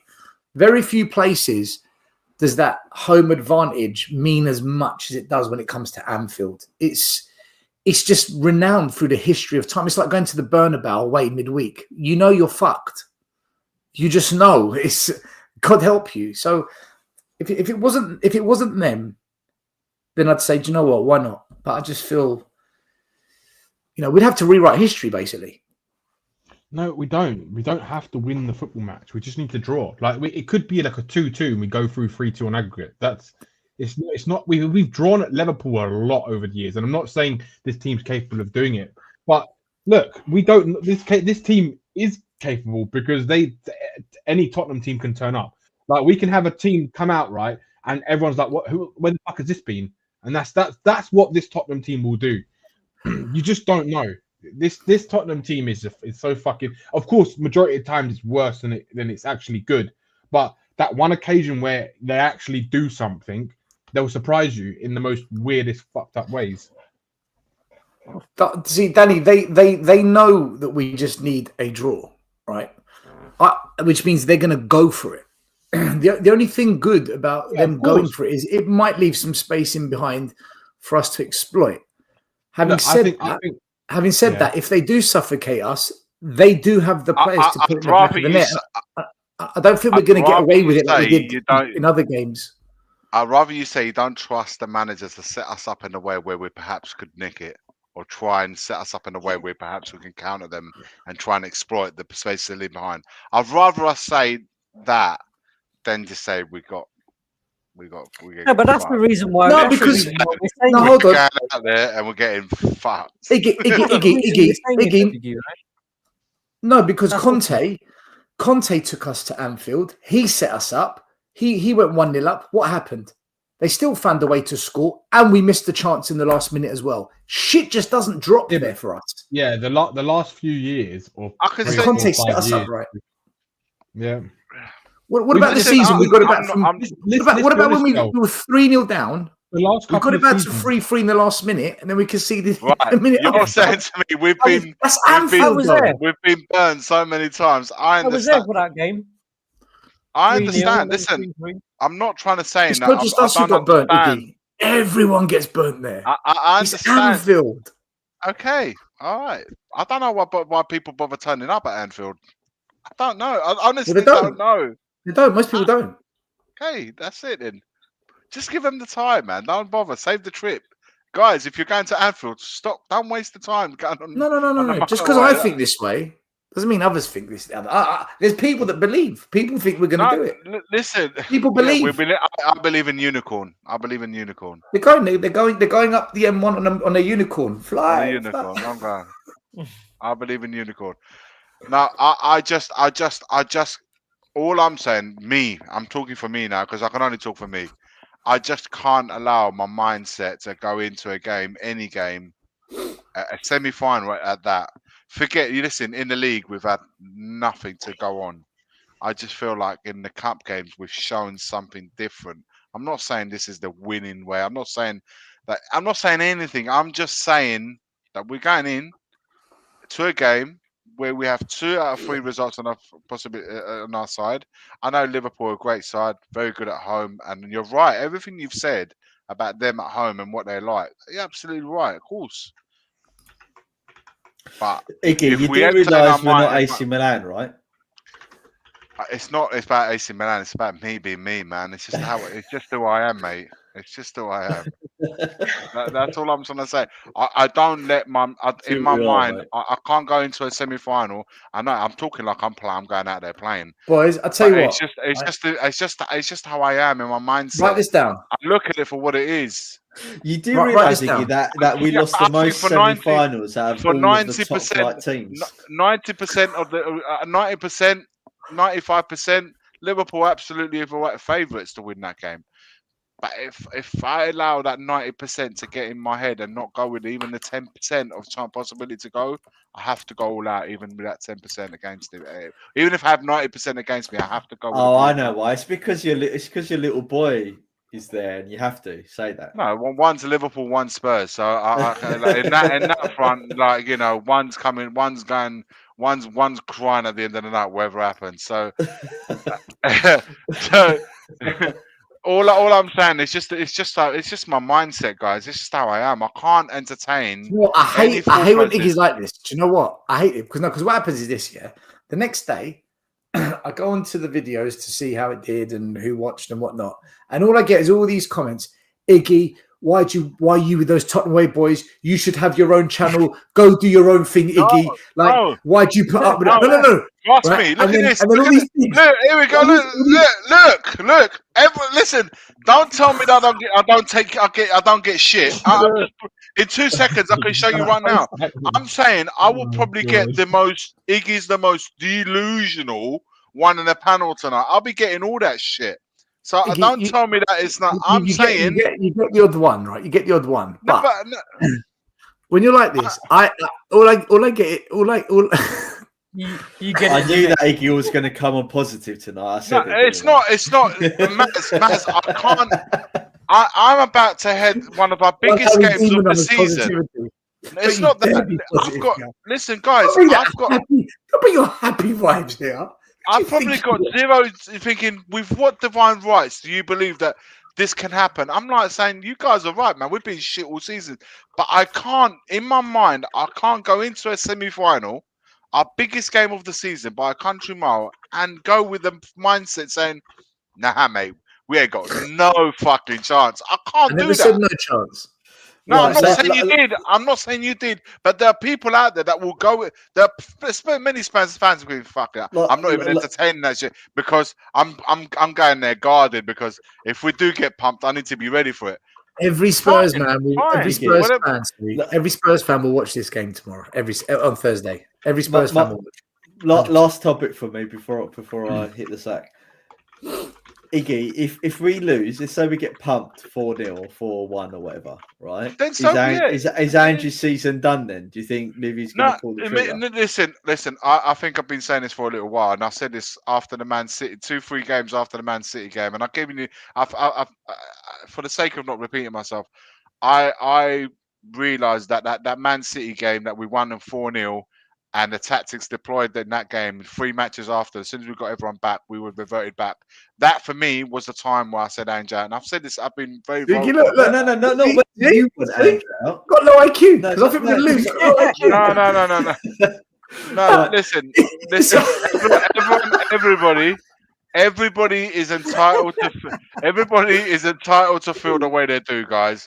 Echo And it's chamber. This is what happens. They just lose it. I know. No, But Iggy, I'm not asking. I'm I'm not asking whether you're Ange out. I'm just saying, is he going to get sacked? Do you think if we get pumped? Do you think the season's over? No. If we were to go out of the cup competitions this Just season, sign 3 players for him. How can they sack him? They just signed him 3 players. Well, we've got them on loan. A couple of them on loanees. So all I'm saying is, wages, aren't they? all I'm saying is, it'd be difficult. The club will come under immense pressure by the fans. I think people are just trolling now. They're just having a laugh. But I do think that the pressure that will amount from the fans towards the club, if we were to go out of the cup competition with nothing to play for in the league, would be too much. And I think only then, Liverpool will pull the trigger because the pressure will be too much. I think it's the cup games that so far are keeping us afloat, or keeping him afloat. Well, still, you said, they've just given him 3 players. Yeah, I think they've given him 3 players because they're thinking, fuck, we might get relegated. We need to do something, otherwise we're in big bloody trouble. So they have apparently Van der Ven's out for Thursday. Oh god, there you go. Well, Do you know? I'm going to wait and see. Let me wait. Well, by the way, I'll tell you this now. Apparently they rested him, right? But I would think if he's just come back, you've given him 45 minutes. Surely you want to give him another 45 minutes, right? Yeah, that's what I was thinking, JP. That's a bit dodgy. When was the last time Van der Ven played a match? I'm not talking about the recent we played in the Europa. I'm talking about 1901 or something. In the Premier League. When was the last time he played a game? Palace, was it? Yeah, exactly. So it's been a long time to put him in one of our biggest games of the season. I don't know, man. No, but that's where you build it up, don't you? So if they give him another 45 minutes against Brentford, that would here's a question. Here's a question. If he's fit, well, big up to Henry Thong TV. Who starts next to Van der Ven if he's fit? Who would you start? We know Dragusin's out. So who'd you start? Is it Gray? Is it Danzo? Does he go straight in? Do you start Ben Davies? It's going to be Ben Davies, isn't it? I That's don't really think weird. With no chance that is the With Van der Ven, line against Hollow Block. it'll be Danso Such or a Gray. contrasting pairing, isn't it? It's It'll such be a Danso contrasting or pairing. Gray. You know to get I the don't best think out of they'll put Davis, that not to Danzo play high straight in. line, and then Van der Ven plays exactly that. So. he won't risk it. He'll play Davies 100%. 100%. I think he'll play Davies. I don't think he'll risk Danzo first game, semi-final. You think he'll go Gray, Davis, Spence, and Porro? Yeah, I think it's going to be the same back four that we play again. Yes. Yeah, to be honest, I'd probably keep the same back four because they just had a clean sheet against one of the best scorers in the league. Well, the best scorers in the league, highest scorers. It don't matter who we play, mate, because we're fucked. That's me done. Have a good evening, guys. Laters. Take care, man. See you later. I suppose it doesn't matter who we play because we're fucked. Right, still?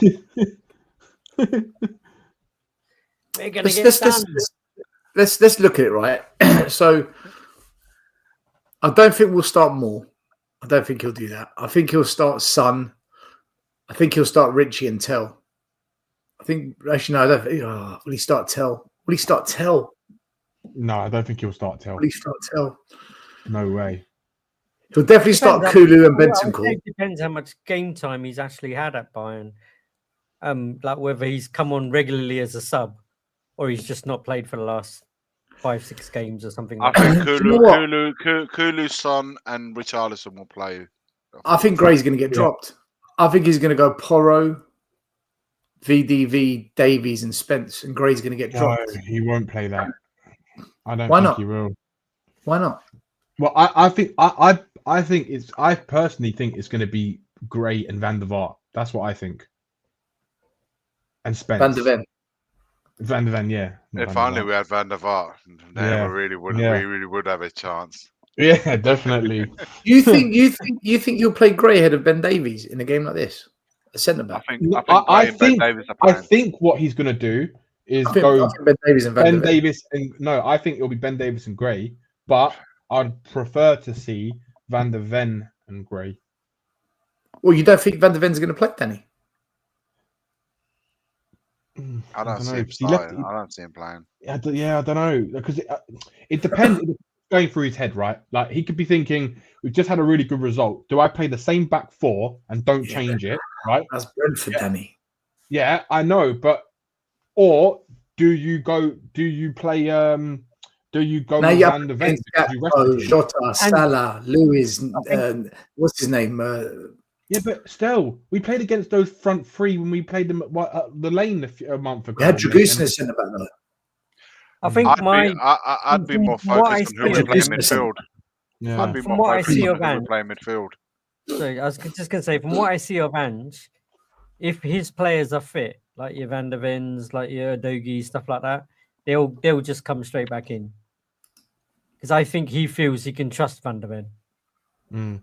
But he has to play Spence. Spence has to play. If he doesn't, He will if play Spence. He will. Yeah. He will. He will. He'll play He has to Spence play. against Salah. I think he'll Yeah. put him up against Salah, 100%. Yeah, because he's good And against him. I think in one-on-ones, listen, Salah on his night is a top draw. There's no two ways about that. But I think if anyone in our team has got a chance of handling him a little bit, I think it'll be Spence. I think it would be the best choice there. I don't see anyone. We don't have anyone else to play there. I don't regular maybe, but I just think right now Spence has been a really good defender. But we'll see. I probably jinxed him now that I've said that. But I think back the two centre backs. I think we will play Davis and Gray. I don't see Van der Ven coming in where he hasn't played in so long. I'm seeing, sorry, Iggy, I'm seeing right now there's a whole load of barrage of tweets saying Van der Ven's may be injured. Yeah. On Twitter? Mm. Oh my god. Listen, the thing with Spurs, we don't know until that starting lineup's announced. Then we know what's what, man. This club is. We haven't had. much Listen, I understand the importance of Van der Ven, the quality player. There's no two ways about that. But we haven't had him now for weeks on end. So I don't see. We haven't had him for so long now that Yeah, it would have been great to have him. But I would have loved. I would have loved to have. All I'm saying is, I would have loved to have had him ready for this game, having had at least 1 or 2 games on his behind him, to go into this game with nothing, with no games, no game time at all. Van der Ven is out for the season. Is that's not true. Is Saba trolling or is he being for real? No. I've just sent you a text. I've just sent you a text. It's saying Van der Ven's. Some of the tweets. They require an operation. Apparently, Paul O'Keefe said that Mickey is struggling at the moment, and the Liverpool game doesn't sound promising. Then there's another one saying the same thing, and then there's another one saying that this is a random Spurs Army tweet saying that he's injured and may require operation. I don't believe that until it comes out from more sources. I believe in unicorns in the air. If he's injured again, if it is injury again, right, after coming back after 45 minutes of football, it's just, that's worrying. If he's injured again, right, a serious conversation has to be had at the club, whether it's worth keeping him at the club. As great as he can be on his day, if he can't play, what is the point? And that is who would you keep, him or the manager in the formation? I think what a horrible question. I think Van der Ven. The manager first, always. I think Van der Ven's a good player, but I just think I don't know if it's the Premier League. I don't know if it's the way we play. I think it could be gossip. I think he needs to go. I think he needs to go somewhere where his body doesn't get put through the paces the way it has at Spurs. But if we didn't play this high line, do you think? I think he's been badly managed. Knowing that he has the problems that he has, he's been badly managed. 100%, I believe that. So I think we should have him in a squad. Not a squad rotation is a bit harsh. I think he should be a first teamer, but we should be able to use games to rotate him where he doesn't get completely burnt out. And in Do training you method, think? I think he should have personalized training sessions instead of him training with like the same way everyone else doing. I don't know. I See, just think that makes that makes it even worse, right? You know Van der Ven's going to have an operation. You know Jagerson's just done his ACL, and yet we go and timidly put a bid in for that gay Palace and trying to get people Liverpool under 18s and stuff. Why aren't they going out and getting an actual centre back then? Do you know what? So we are, If mate. Van der Ven's injury prone, and now they know it, and this is going to be a long term issue, and if we believe the conversation that Romero's off, this is probably why they're going for so many centre backs at the moment, because they know they're going to have to replace both of them. Yeah, listen, I can understand that. That's quite logical because we've been linked with more than one centre back. So even though we got one in, we're looking to get another one. So yeah, yeah. I think another one will come in. By the way, Iggy, we signed another one. By the way, I made a note here. Where is it? 18-year-old from Liverpool. Spurs announced the signing of 18-year-olds Lucas Fernal-Gill, centre back, and Dan Batty, centre mid. The centre backs from Liverpool, the centre mids from. So they're both kids. Both kids. Plus, we've got Vuskovic coming back for me next season. The Croatian boy. Are we looking at these two players to be part of the first team? I don't know. Ashley Phillips, he's another one we signed. Dorrington, he'll come back from loan. Mate, we got. Vuskovic has still got to come back, isn't he? Yeah, in the summer. You know what? It's a lot of kids again, man. It's too many kids. Even till he's young, it's a lot of kids. And when the pressure kicks in, listen, you look at Arsenal, that Nyamweri and that Skelly, they're stepping up on the big stage. I mean, they were doing bits against Man City. They are the same age as Moore, and that is the level Moore should be at that age. If they're doing what they're doing at Arsenal at that age, I mean, that the goals they scored the other day. Well, Nyamweri's 17, Skelly's not. He's a bit older. He's the same age as I think. But that goal he scored against Man City in a big game, 17 years old. This is what I mean. Yeah, you're right, Danny. Right, yeah. Moore should be doing that. If we're going to compare, it's a bit different. Go on. No, I was going to say the Tottenham fans think I'm not trying to disregard Moore or put him down because I think he can be a good player, but it's like the fans seem to think that he's better than what he actually is showing us. Like he's not doing what Nwaneri's doing at Arsenal, if that makes sense. He's the same age, and he's doing much better and showing much more like he's ready to play in the men's game in the Premier League. Like he fits in there. Yeah, well, it's like he's more built for the Premier League. Like Moore is good, but he needs to do more. Yeah, no pun intended. I mean, the only thing I was going to say is it's all right for him at Arsenal because he's coming into a team that's high on confidence, that's playing well, making tons of chances and stuff like that, right? Whereas where we are, we're kind of completely the opposite. And it's kind of looking on him as the shining light to actually do something. Yeah. But whether he turns out to be like that, who knows, right? I just think too many kids, man. Too many kids. At some point, you've got to just sign an experienced pro that's done it. I said that today. Who's a household name. I said that today. I feel like we do need an old experienced head. A couple. I think it would be beneficial, man. Getting the right mix. I think we've just gone too one way with the young players, and the only mindset behind that is that we can hope that these kids will become somebody's one day to then sell them on at a profit. I don't see the foresight of getting all these young players to benefit us financially. Hopefully, these guys will become proper players. Like, say, for example, Mikey Moore. You know, with that goal that he scored, he done that. You know, that great individual goals. He starts to a few of them, but all of a sudden his value comes up, and before you know it, some other teams will come in and offer you 50 million and say, look, give us him, and that's it. And I think that's what we're doing. I think that's where we're heading. I just don't, I don't. It's frustrating. It is frustrating right now. Murray's saying he's injured, may need surgery. Yeah, there's not really much to add to that, man.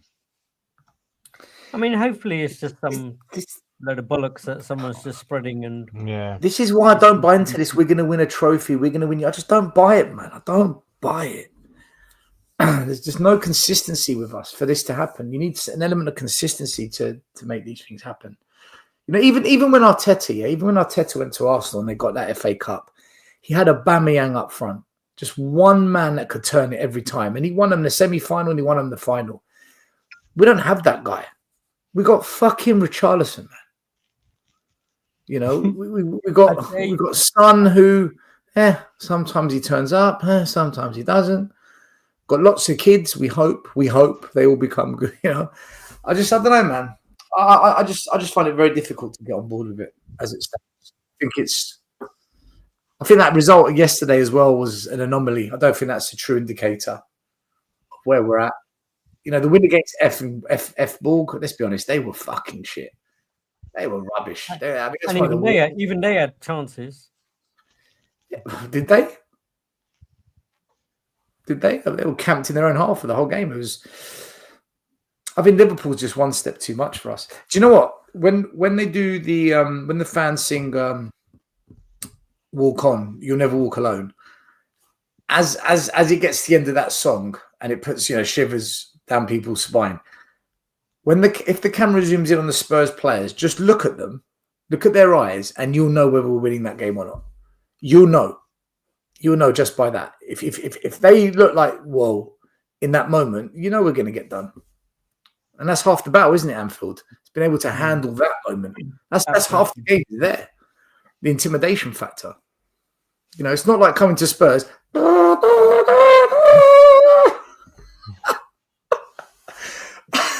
Get Mr. Miggy out there. Scares the hell out of the other team. Oh my God, I'm so scared. Why was it the other night I saw Aston Villa, it was in Europe against Celtic. They had this massive tifo behind the goal at Villa. It looked amazing. I didn't see it. Do you know what? We'll try and find it.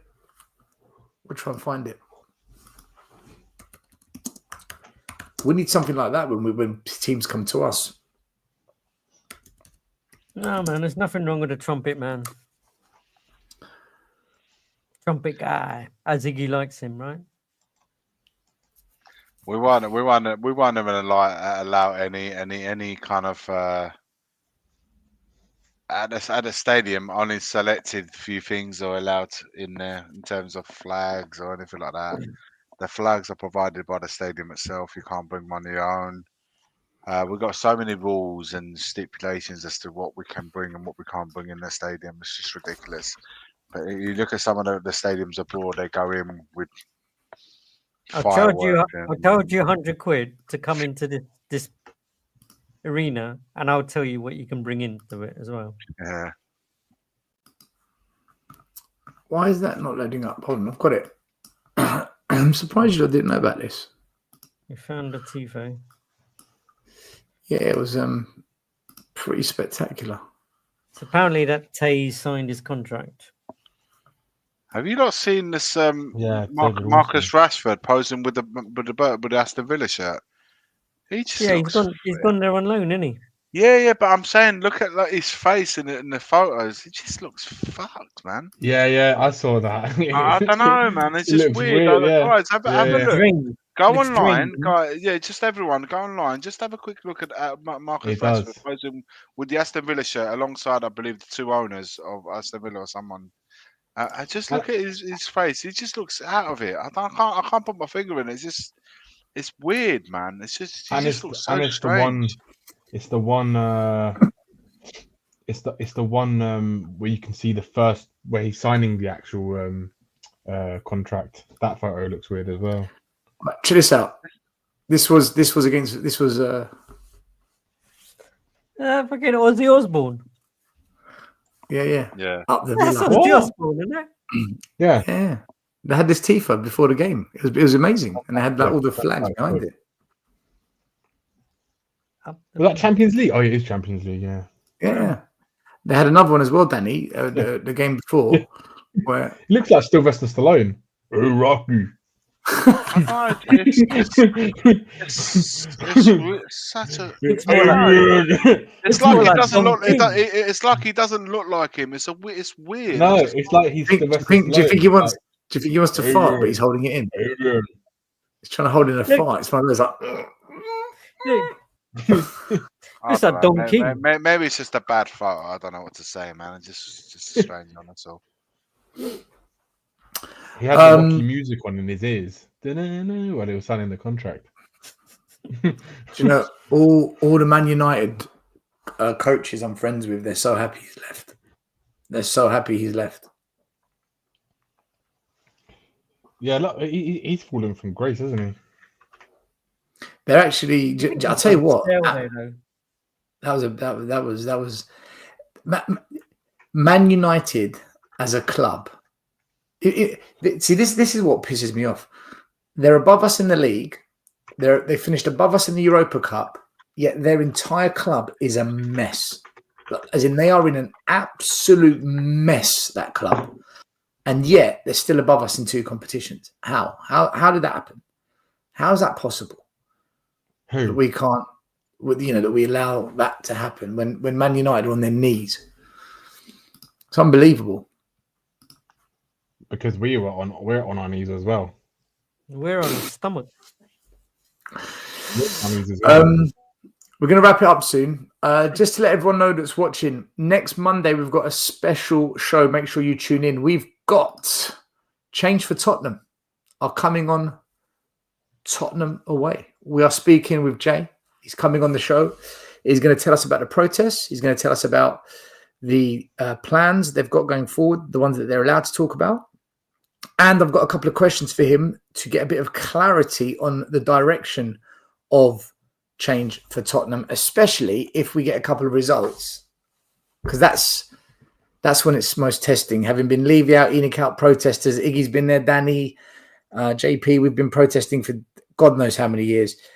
A couple of wins, no one wants to support you anymore. So I'll be interested to ask Jay about that and what the commitment is to it all as well. So definitely next week, come and check it out. Change for Tottenham will be on Tottenham away. We're going to do a change for Tottenham. We'll call it a Change for Tottenham special, something like that. So make sure you come and check that one out. That should be a good show. I'm looking forward to speaking to Jay. I've not yet spoke to him. I've never had a chance to speak to him.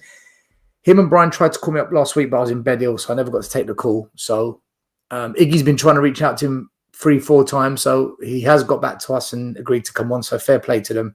I'm looking forward to it. 8:30 p.m. next week. Check that one out. That'll be a good show. And if you've got any questions for Jay, have them ready, and we'll try and go through as many as we can in the chat. We're back on Thursday. Well, I'll be cooking Iggy absolutely in the mud. We're going to call it Muddy Thursday. No, I'm joking. I'm joking. We're going to on Thursday. We'll know what's what. We will be here, win, lose. We will be here discussing, dissecting, and talking about the game. Make sure you're here with us. It'll be a late one. I think it's planned to go at 10 or 10:30. If there's penalties, it'll be delayed. All right. So just go with the flow on that one, but we'll be back for that. JP. It could be at half time. Okay, it is. If we're 3-0 down, we're going live at half time. Iggy, last words, man. You're on mute. Perfectly said. It was cussing me, wasn't he? No, as always, forever, always, come on, you Spurs. That's all I'm going to say. That is all I'm going to say. I always end it. Nice and simple. I end the videos like that, and I'll end it tonight like that. Let's see what Thursday night brings. Come on, you Spurs. JP? Bring it on Thursday. We'll be there. We'll be watching it, as we all do. We all will around the world. Whatever happens, we're always there as fans. Still doesn't need to watch it. He knows already what's going to happen. It's going to be an entertaining night, to say the least. He's going to be watching it. Well, now it's apparently he's struggling in a doubt, so it's not about operations. That's what I mean about This is mind games. So he's going to start against Liverpool then. Him and Romero are going to be back. Yeah. Could you imagine? We're back.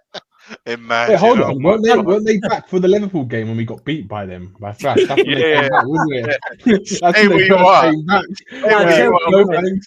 No, Yeah, Chelsea yeah. won. We're back for Chelsea. Oh, was that game? Okay, yeah. Danny, good to see you again, man. How Good. your final words? Yeah. Yeah, Big time. it's going to be an entertaining night on Thursday, whatever way it goes. It's going to be entertaining for someone.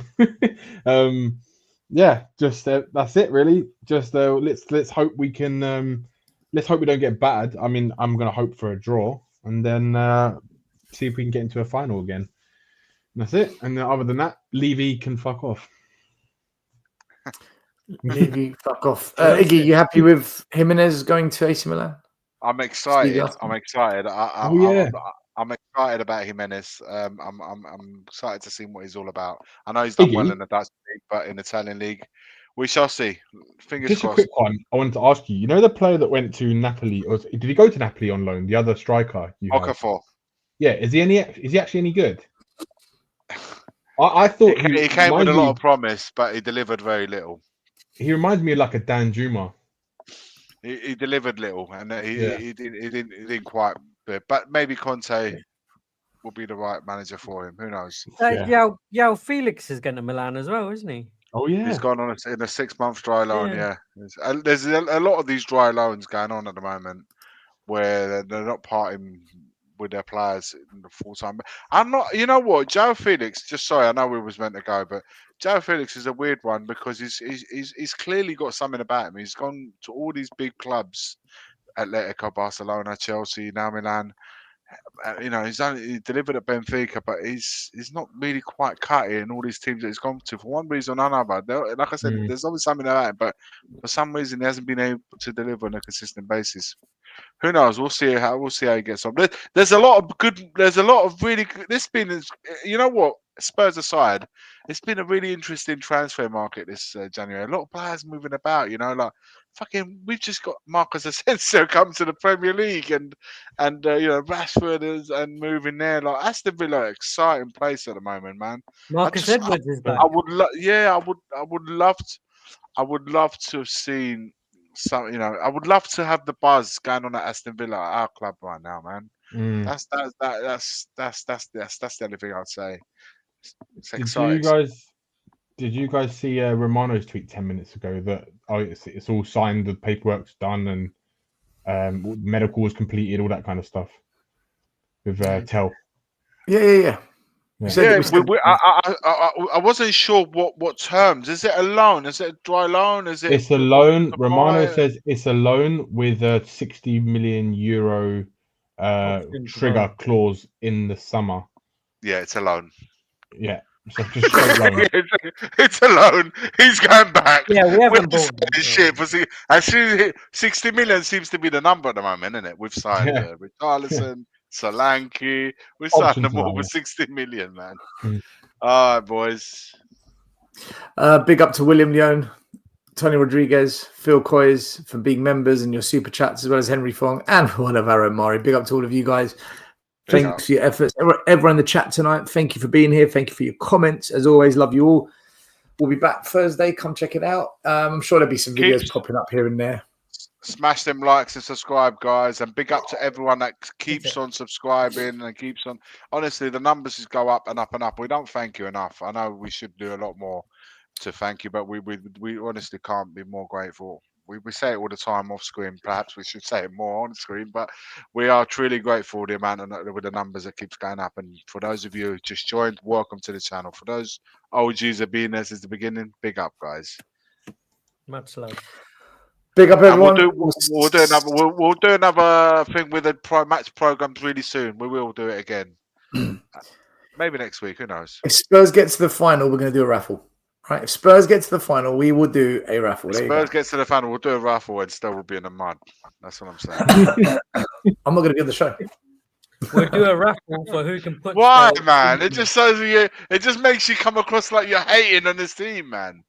I do. Anyway, I do. I hate everyone. I hate this team. If we make the final, I'm going to be miserable. If we win it, ah! If we lift the trophy after 24 years, no! No. Bye, I'm only everyone. joking. Take care. Bye. Cheers. Thanks. Come on. The first game we look for, Robbie. Tottenham away. When we got Tottenham away. Tottenham away. When we got Tottenham away.